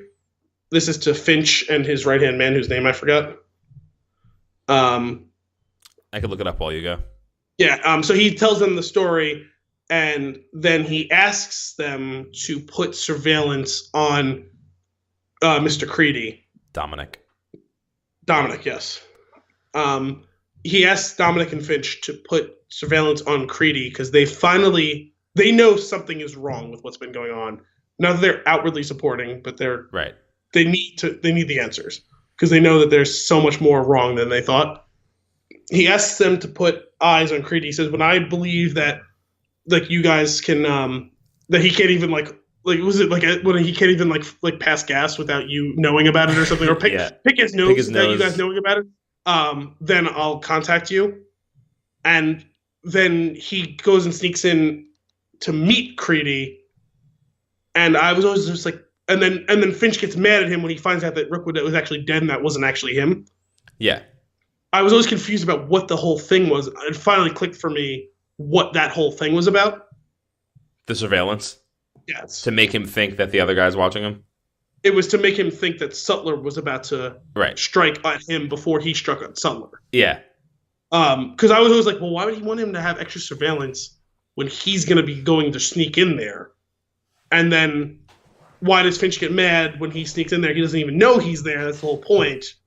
And then I finally was like really paying close attention. Like I knew the whole gist was he wanted Creedy to bring Sutler to him.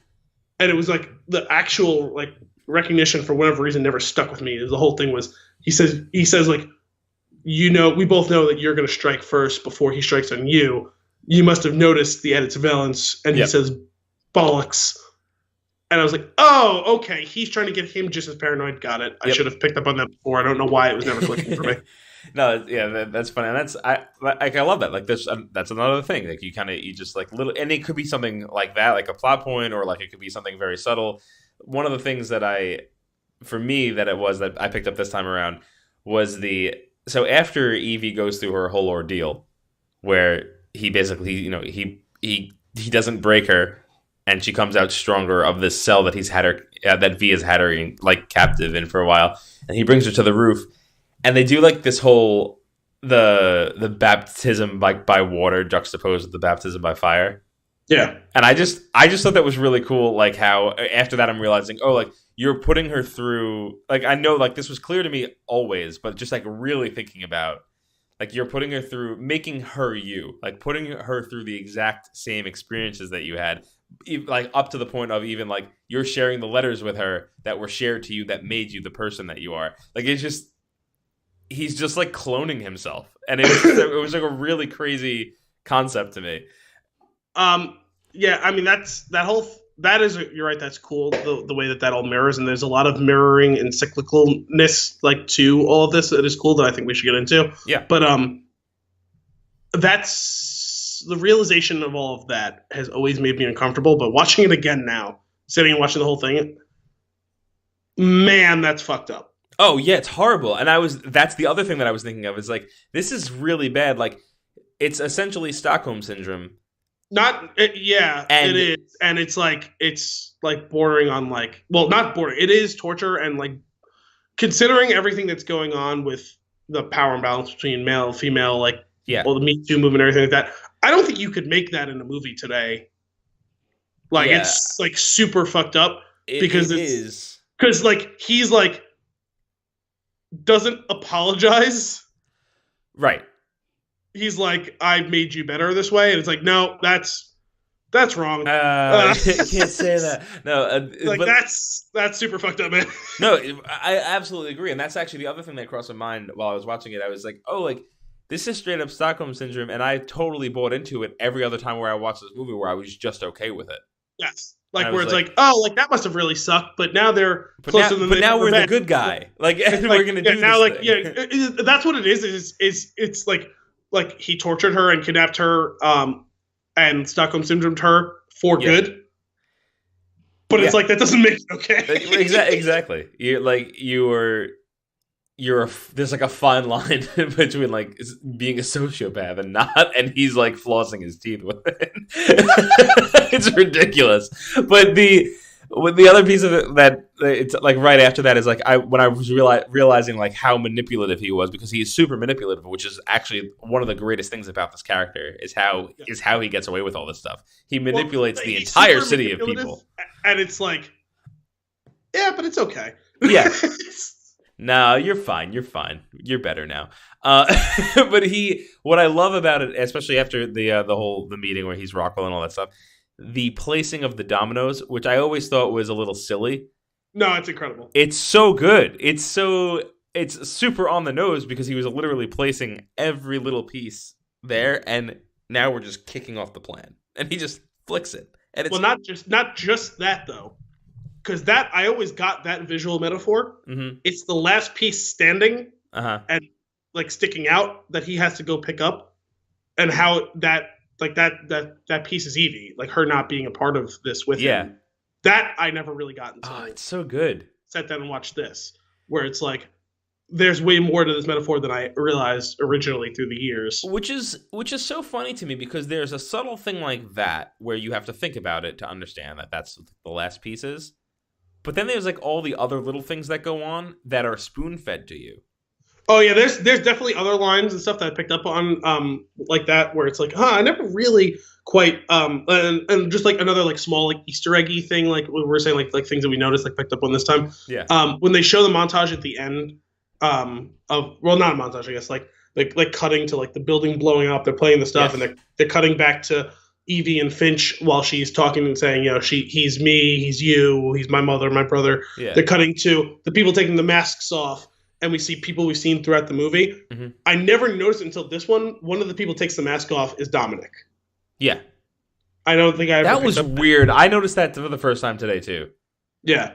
That's strange that you say that. The other cool, I mean, the ones that you do notice are like the little girl is one of them. Yeah. The guy from the bar, stuff like that. The actress from the Salt Flats.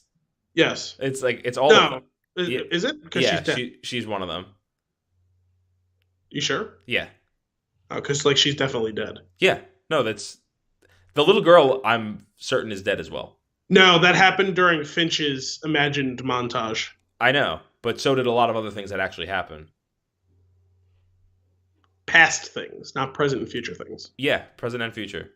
Well, the thing with Creedy and stuff like that, yeah, I guess so. But like, she goes out there with her parents, and like she's standing there with her parents. I don't think that girl. No, but right before they show that though, she's not standing with them. That's the thing that got me this time. And I've always been playing this game with this final scene of, is she dead or not? And honestly, well, because I mostly went with like, I've had that struggle over the years as well. Until I like really paid attention to the fact that was like that was his imagined scenario. That right, but the the thing that got me this time is the placement of the characters on screen. So when they show the parents and where they're standing, and the alignment when they show her, it's very off. There would be more space to her right, and if she was actually in front of them, they're just showing the girl separately, and they're very explicitly not showing her and them on the screen at the same time. But what you do see when they show the parents take their masks off, it's post them crying. Oh, is it? I thought that's what got me this time, where I'm like, I think she is dead. I think this thing, because the other thing is a bunch of the other stuff that he sees in his flash forward when he's like, I saw the past, the present, and the future. Some of the other things were like, where Evie sitting there waiting, like to flip the switch on the train. Yeah, it's him getting shot up in the tunnel. Yeah. Like it's all of these things that happen. So there's no reason not to believe that this other stuff happened as well. I guess so, which is interesting.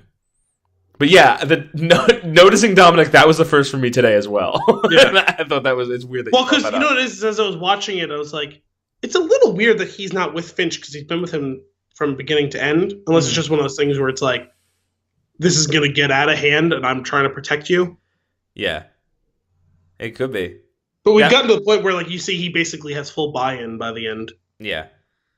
Oh man, I just love how tormented the inspector is. He's just like, man. Well, even then, he knows he's doing right, but it's still hard to reconcile. Yeah, it's so good. It's such a good movie. I do have an issue with Finch, not with him, but like the way he's treated in the movie. In that sort of fascist government like that, where we have this inner sanctum and inner circle and everything like that, and like we have like the suspicion of Creedy by the end of the movie by Sutler and vice versa. Like, there's no way he would have gotten away with like questioning this stuff like that. And like some of them like mentioned stuff about each other's like backgrounds and pasts, or like Finch was when he started digging around in the stuff with Lark Hill, was like asking about stuff, and Creedy tells him, keep your nose out of it. Yeah. It's weird that they don't know all of each other's backgrounds when they're all in that inner circle like that. Yeah. That's fair, except they have the inspector there, I think, for like saving face. They keep him at like an arm's length. Well, I guess the argument you would make is that he was like, maybe he's like the trusted guy because he's the head of the police, who they bring him in for that stuff, but he's privy to all the other inner machinations. Right. Yeah, you're right. It's weird. It's just like a weird, like, off thing, like, you know, like, because I thought of something like when we were watching like The Death of Stalin. Like, all of them know all their petty little bullshit, you know what I mean? Like, that's how it is. Like, they're all always trying to one-up each other, and even though they're supposedly all friends, they're in a snap of a finger, they're ready to turn on each other, right? And they know all of each other's dirty laundry. Oh my god, you're making me want to watch that movie again. It was really good. It's so good. No, but you're absolutely correct. That is strange. The one line that always got me is when Creedy shoots what's the High Chancellor's name? Sutler. When he shoots Sutler and he just goes, disgusting. Yes. That's great. Dude, there are so many great lines in this movie. Yeah.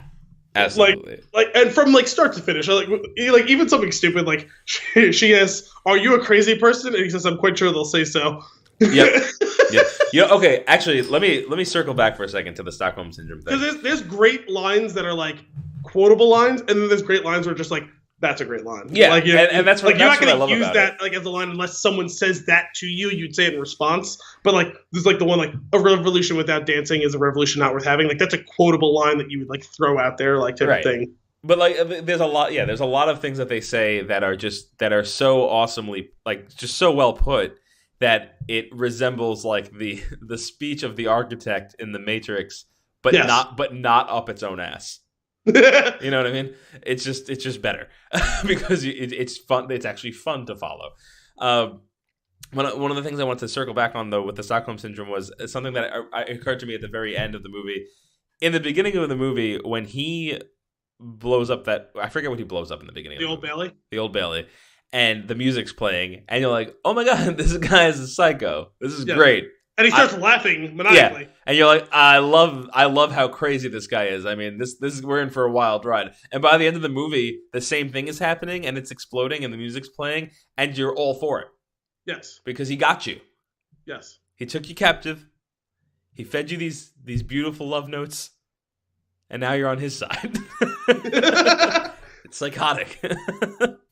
Or and they keep that kind of throughout the whole thing too, like where he's having a full-on fight with the suit of armor. Yeah. Like, why? Yeah. Like, I guess you get bored down there, like in between like blowing up and assassinating people, I guess. But Yep. Yeah, that it's ridiculous. The other thing, speaking of the music playing through, the music in this movie is great. Like the score, like the swelling score that goes throughout the movie is just so fitting with the storytelling. yes, And then you just feel this movie pumping through your veins when you're watching it. It's so good. Oh, yeah. And that music, for whatever reason, going really well with like the darks and reds color palette that they have. Yeah, and also there's a lot of like interesting use of like light and shadow, like where like certain things are shadowed, hidden, and then are revealed later on, Yeah. or revealed only partially, or how like like the whole sequence when he's pretending to be Creedy and his torturers, and like he has it all set up so that she can never see his face because he's always slightly like in perfect shadow. Like that's like a very overt one, but there's other things like when he's hiding in Delia Surge's room, and it's like he's there, but you can't see him. Yep. And then he just steps out of the perfect shadow, and it's great. oh my god, how do you do love it? That whole thing, there was actually one thing that bothered me today, well, other than the fact that he was keeping her captive. One thing that bothered me about it today that I didn't notice before, like you said, he's always in the shadows. His face is always covered, except when he's shaving her head. Well, he's behind her. He is, but she didn't see him at all during that.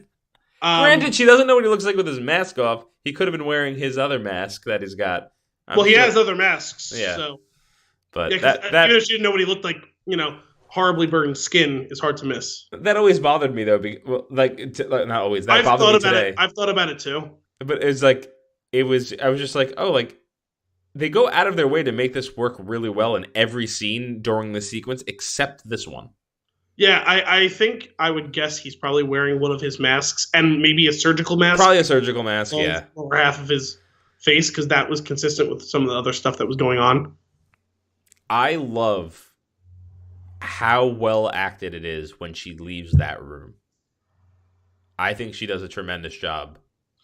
She did mostly a good job in this movie. It's funny, Dominic, while we were watching it, was like, how did she get this job after the prequels? Yeah.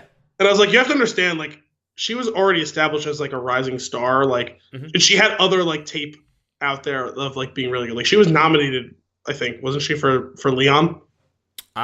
Maybe. I don't think she won, but I'm pretty sure she was nominated for Leon, and like she was in other things. Yeah.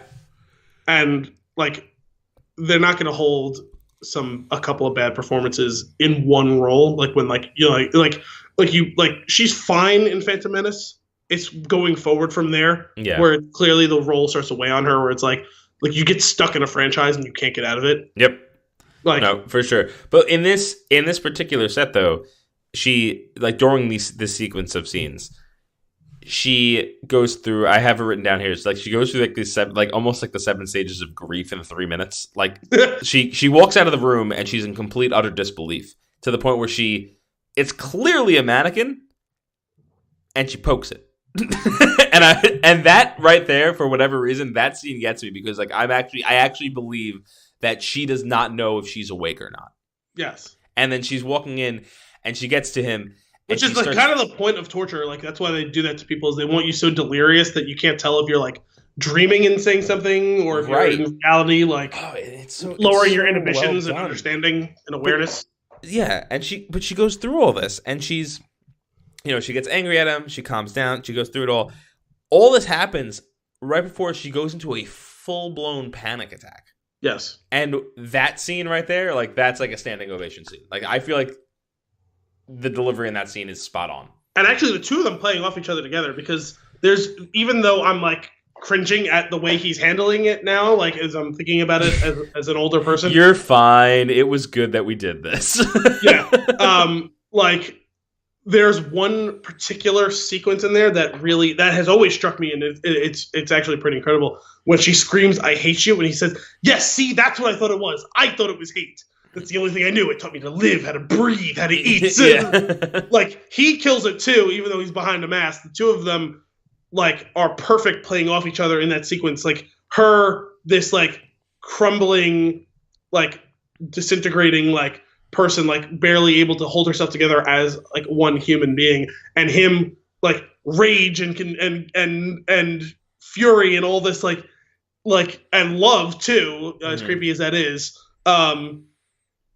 Like the two of them together, like you're like stock still in your chair, like, oh my god, like this is riveting. Yeah. Ugh, she bonds with her captor over the Count of Monte Cristo. Well, that was different. That was pre-torture. Yeah, but it stuck. So actually, and that actually they completely pulled me out of the experience for a minute. After all of that happens and she leaves, the movie progresses a little bit. Then we get a scene of her. She's watching the movie while she's laying on the couch in her apartment. And then the questions, like the dumb questions, started rolling around in my head. How long was she captive? How does she still have an apartment? How is she paying for the apartment? How does she have money for food? How does she, like, what is going on right now? She's got a fake ID because otherwise she would be arrested. So she can't go to the bank and take money out. And all of this happened in the course of 5 minutes. Like my head melted, and I was just like, you know what? I'm going to stop asking questions so I can enjoy the rest of the movie. Yeah, probably some minor plot holes there. Not a big deal. They do kind of half-heartedly explain it when she returns, and she says, like, yeah, I just was a waitress. No one recognized me. Yeah, I had a fake ID. No big deal. It's like, okay, yeah, like, you know, whatever. Although I wonder where she got the fake ID from. Like, not like she has friends who could help her get it. Like, they would have turned her in. Right. Like, that's the whole thing. Like, she's like, oh, yeah, like, someone I worked with, like, every day, like, was face-to-face with them, and they didn't even recognize me. It's so weird. Like she did a really good job in this, not like her very bad, like inconsistent accent notwithstanding. There was definitely a scene during that captive like thing where she said something and I was like, "Oh right, you're British." Yeah. Ish. But British-ish. Yeah. I also like while rewatching this, I've kind of always had the thought, and we've kind of talked around it before, but can we get Hugo Weaving a goddamn Oscar already? Yeah. I don't care if it's for supporting actor. It could have been how he wasn't nominated for supporting actor in this. He did a fucking incredible job, even though it's just his voice. Even more of a reason. Yes. For him to so grab you and pull you into what's going on, like you feel alongside of him, like every step of the way. I want you to remember this conversation when you watch The Phantom Thread. I'm never going to let this go. I mean, I'm not going to denigrate Daniel Day-Lewis. He's a great actor. Sure. But so is Hugo Weaving, and he's never got appreciation. And I mean, this is a far better movie as well. Yeah. It's so good. It's so infuriating me that he's not, like if he had been nominated and lost, like, the fact that he's not even been nominated is infuriating to me. He's so good. Yeah, I agree. Even if you had nominated him just for doing his V speech. Yeah. Who the fuck memorizes that? Oh, man. The last... I actually only have one other note that I wanted to bring up, and that was a super powerful scene to me is when the Chancellor has actually lost power. And the scene where he lost power. What's that? He's like groveling. No, it's actually way before that. He doesn't know it yet, but he completely lost power when he is doing his speech, and they're showing all the TVs that were actually forced on. That's the reason why we're seeing it on these TVs, so they have access to do that. I did mention that to Dominic while we were watching it. It's incredible knowing that he's captured and still watching him give that speech. Yep. Giving that speech, but also the beauty of it is nobody's listening. Yes, they do. But also, like the fact that it's interspersed with him on his knees, yeah, and at the same time he's giving this big, strong speech, and he's pissing his pants and crying. Disgusting. And also, like I miss John Hurt, man. Like, this movie reminded me how much I miss John Hurt. John He's Hurt such a good actor. is that That's the guy who played Sutler. Sutler? He's been in a million different things. This is a good performance, even though doesn't have a ton of screen time. Because he has a couple of great lines in it too. But as I was sitting and watching it again, because I've seen him in a fair amount of other things. Alien. That's not my first thought of with him in it, but okay. Go on. Sorry, I just looked him up. I always think more like Harry Potter or Indiana Jones, or I don't know, he's been in other things too. But yeah, Alien, he's the first guy who gets the thing bust out of his chest. Spoiler alert. Mm-hmm. But while watching this and kind of comparing it to some of his other work, a thought struck me. He's kind of doing a Gilbert Gottfried impression. Because he is yelling every word he says in this movie. That's kind of funny. Because I've heard him speak normally, and he's got a normal British voice. He's a little raspy, sure, but he just talks. But everything he says is projected like this, and he's saying everything with force, even when he's having a normal conversation and not giving a speech. And I just thought of how exhausting it must have been for him to talk like that the whole time. And I think of Gilbert Gottfried, who I've never heard speak a word. He only yells every word. That is absolutely true. This would have been a very different movie, though, if it was Gilbert Gottfried. It would be a hilarious movie if it was. Oh my god. I love this movie. It's so good. I know. It's funny. I was doing a little digging into the background of this movie while watching, or after watching it. I don't know what got me down that whole thing. But so as I alluded to earlier, is Alan Moore, the guy who wrote Watchmen as well. He wrote The League of Extraordinary Gentlemen. He wrote Swamp Thing. Created a whole bunch of characters. He also did some writing. I guess he worked for DC for a while. He wrote Batman: The Killing Joke, which is a really famous run or whatever. There was another. It was What Happened to the Man of Tomorrow. It was a Superman one. Yep. And I guess he must be kind of a weird. He's definitely a cranky guy in real life. He must be a weird guy too. He's pulled away from all the movie adaptations. I guess they bought a lot of the rights to his movies in the 80s, and then I guess he just used it as a cash grab and never expected them to make it into movies. Actually, I think he said he specifically wrote a lot of his stuff earlier in his career to not be adaptable as a movie, and they adapted it as movies anyway, because he viewed it as its own medium and stuff like that. But I got digging into this whole thing. I always forget until I'm actually watching this movie that the Wachowskis wrote this script and produced it or whatever, and they had, I think it was Jack McTeague, John McTeague, one of those was the director. And James. And that name didn't sound familiar to me, so I looked him up, and this was his first feature film that he directed. He had been an assistant director, first unit, second unit director on a bunch of stuff before this, including, I think, episode 2 and 3 of Star Wars. Huh. And other things as well. He worked with, just episode 2. He was the first assistant director, but he was the assistant director for The Matrix, and Reloaded and Revolutions. He also was with Speed Racer. So he's worked with the Wachowskis a bunch since this movie, or before and since this movie. And I just found it interesting. He also worked on Sense8 with them. He did some stuff with Marco Polo, but other than that, he hasn't really done much. But I thought he and they did a pretty damn good job in this movie. Yeah. I found the production of all this to be kind of interesting. I guess the Wachowskis wrote this draft around the time that they wrote The Matrix. They wrote, I think it was 96, they wrote a treatment of this. And it didn't get made until almost 10 years later. This was apparently a movie that they tried to make going back even to the late 80s. Wow. That's kind of awesome. I did not know that. That's fun. Yeah, I find some of those types of stories can be interesting. And of course, Hugo Weaving working with the Wachowskis is always going to get you. That's true. They have an excellent connection for whatever reason. Let's see. Sometimes I'd like to look over some of these facts real quick. Box office budget. The budget was $54 million. Opening weekend was $25.6. Gross in the U.S. was $70.5. Cumulative worldwide 132.5. Oh, Yeah, outside of the Matrix, I mean, I guess that that would be considered a success, certainly. Maybe a slightly modest success. They outside of the Matrix, they haven't done that well financially, but they make really good movies. I'm actually curious now. I'm just gonna pull up the Matrix real quick. I don't know what the budget was on that, but I would love to know. I know that they blew the entire budget making the first 30 minutes of the movie. 63 million.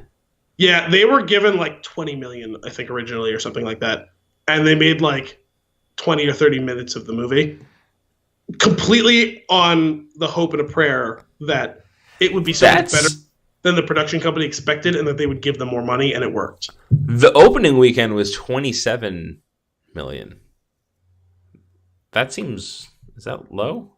Yeah, but it was not an IP That's true. And then but gross US was 171 and worldwide was 463, so the total was excellent. I know that was a financial success. That was why it became such a big hit. But I know I'm paraphrasing and bastardizing it slightly, but if I remember, they basically were told you get this amount of money, and it was way less than that 63 million, and they made 20 or 30 minutes of the movie. It's not even, I don't even think it's that much. And it was a huge gamble. They could have been done. They could have never made a movie again. Isn't it? If I remember correctly, it's the whole, it's just the opening sequence. Yeah. I thought it was more than just the opening sequence, but it's the first 20 minutes of the movie or something like that. I thought it was, from what I remember, it was the Trinity fight sequence. Maybe. I thought it was more than that. Then, that's only 5 minutes. Yeah, it may only be that much. But anyway, yeah, I definitely remember that story and being that's really ballsy, and way to just go for it. Yeah, it's a shame to me. They're true artists, and they make excellent stuff, and they have an incredibly passionate fan base. I just wish it was a bigger fan base. Mm-hmm. Because fair. I do feel like they get boxed out of some projects that they would be great. Well, I'm not saying there's any specific project that I'm aware of that they haven't done, but they should be doing more, I guess is what it comes down to. You know what I mean? Yeah. No, I hear you. I actually read something recently about them closing up their studio just because they're not working on anything. Oh, really? Yeah. Well, I know one of them for a while just said they weren't going to be working for a while. They had an emotional mental breakdown. Oh. So that's sad. Just kind of closing up for a while. It wasn't meant to be a permanent thing. Yeah. I think they're both supposed to be fine eventually. Or whatever. Well, that's kind of what the article was saying. It wasn't like a bad thing. They just that we don't currently have why keep the lights on if we're not currently doing anything in there. So it's sad because Sense8 was a genuinely great show, and I never understood why Netflix canceled it, because it was also had a rabid fan base, and a not insignificant fan base either. Netflix is very secretive about what their viewership is. Yep. But that was one of their most well-regarded shows, and well-followed shows. Now, it was also super expensive to make, so I understand there's an equation there, but I don't know, it's weird. But I found this whole thing with this. I got into this weird Alan Moore rabbit hole, reading about this stuff. He's a weird guy.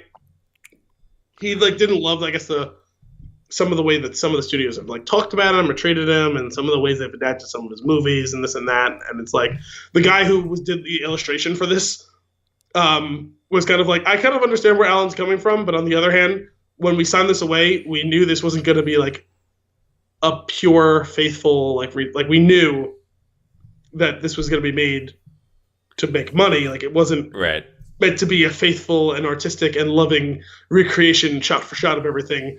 So he's on the one hand, I kind of get it, but on the other hand, grow up. Oh my God. I did have one interesting thing as I was watching this. I really like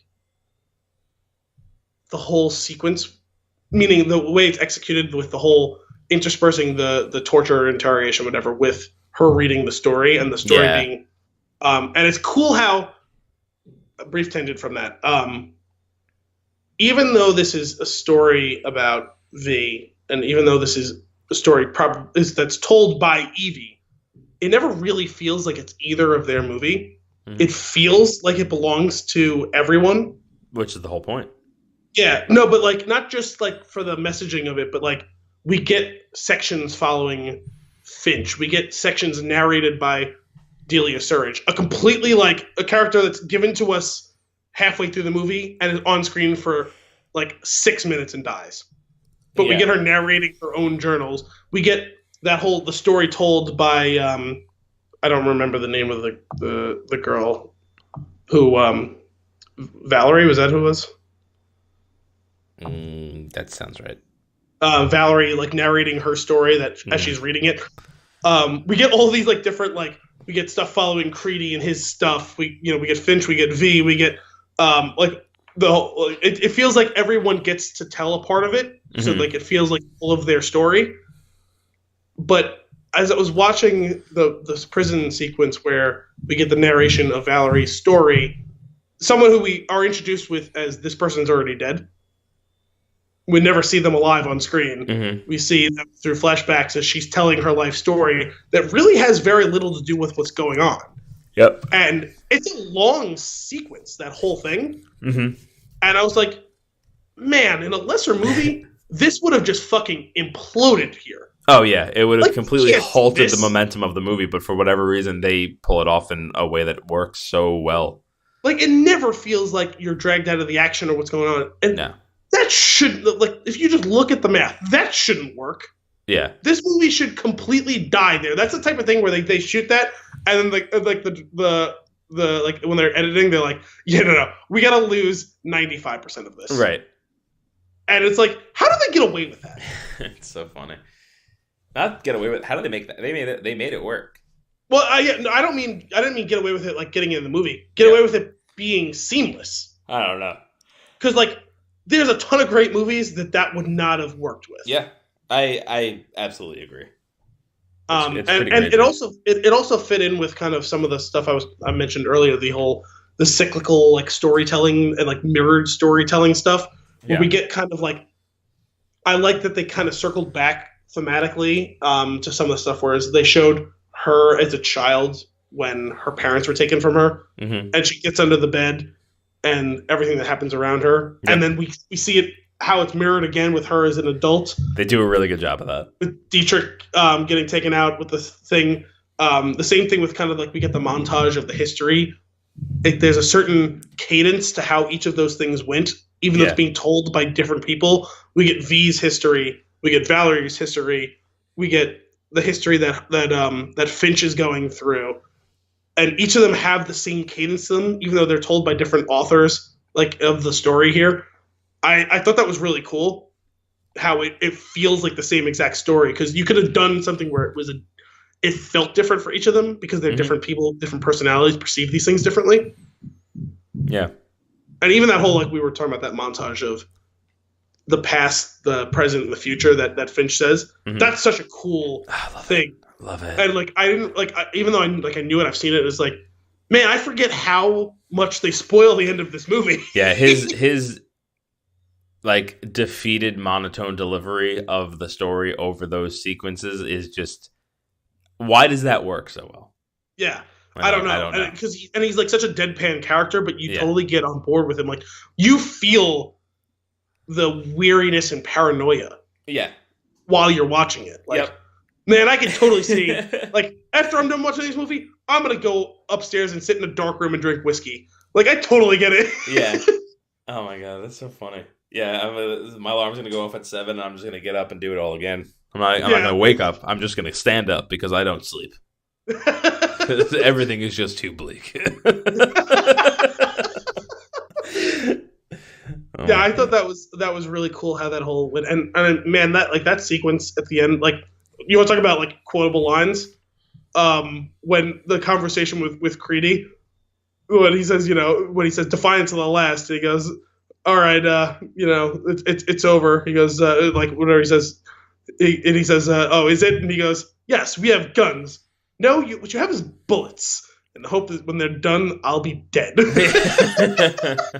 You get your knives and your fancy karate. I love that line. And your fancy karate.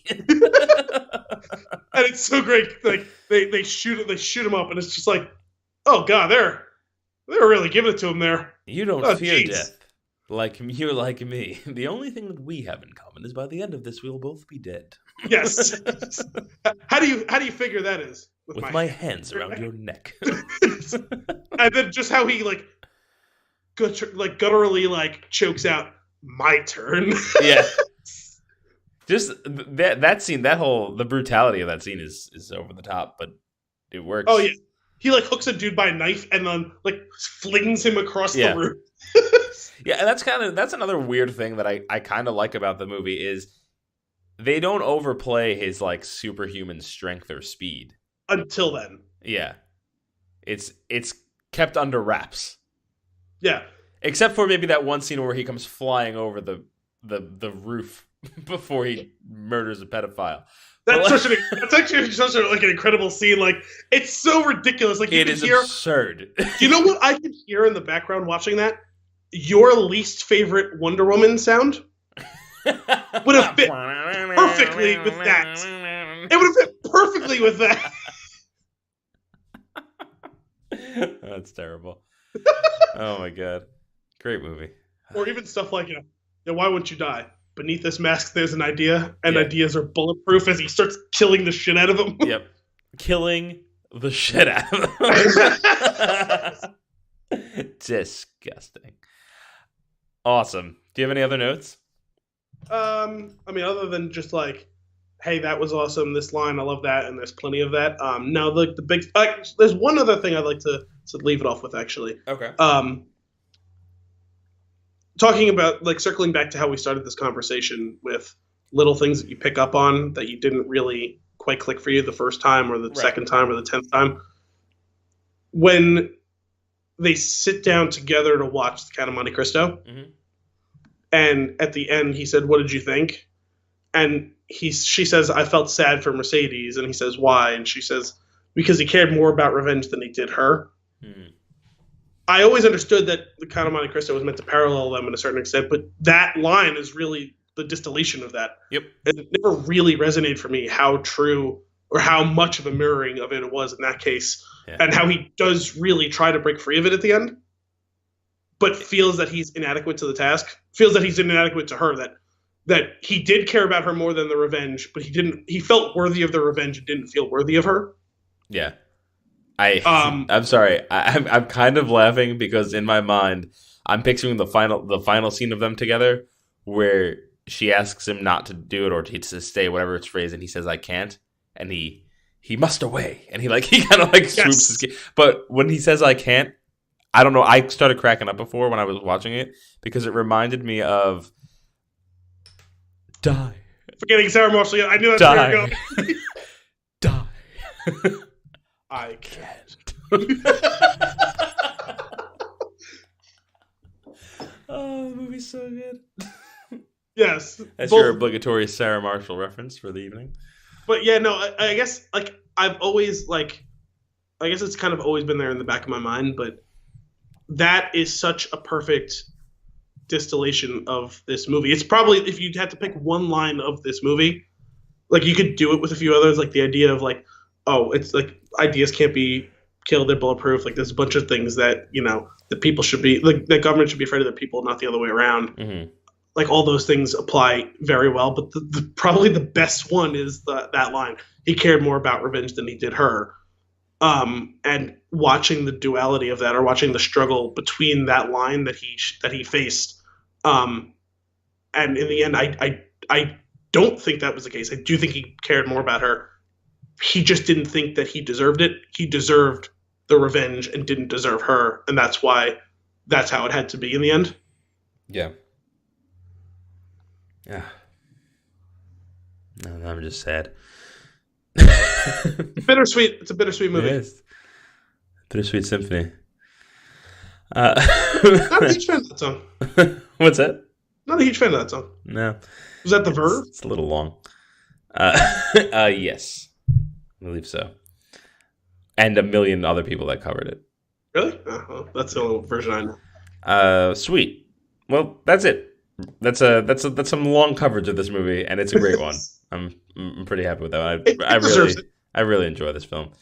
So that's it for this week. Thank you for joining us. If you want to keep the conversation going, you can reach us at our social handles. I'm at AEJ Casanzo. He is at Alessandro B1187. If you have topics for the show or a movie that you'd like to see us cover, you can send those requests to flixinthesix@spintune.com.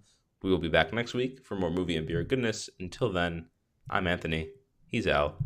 Cheers.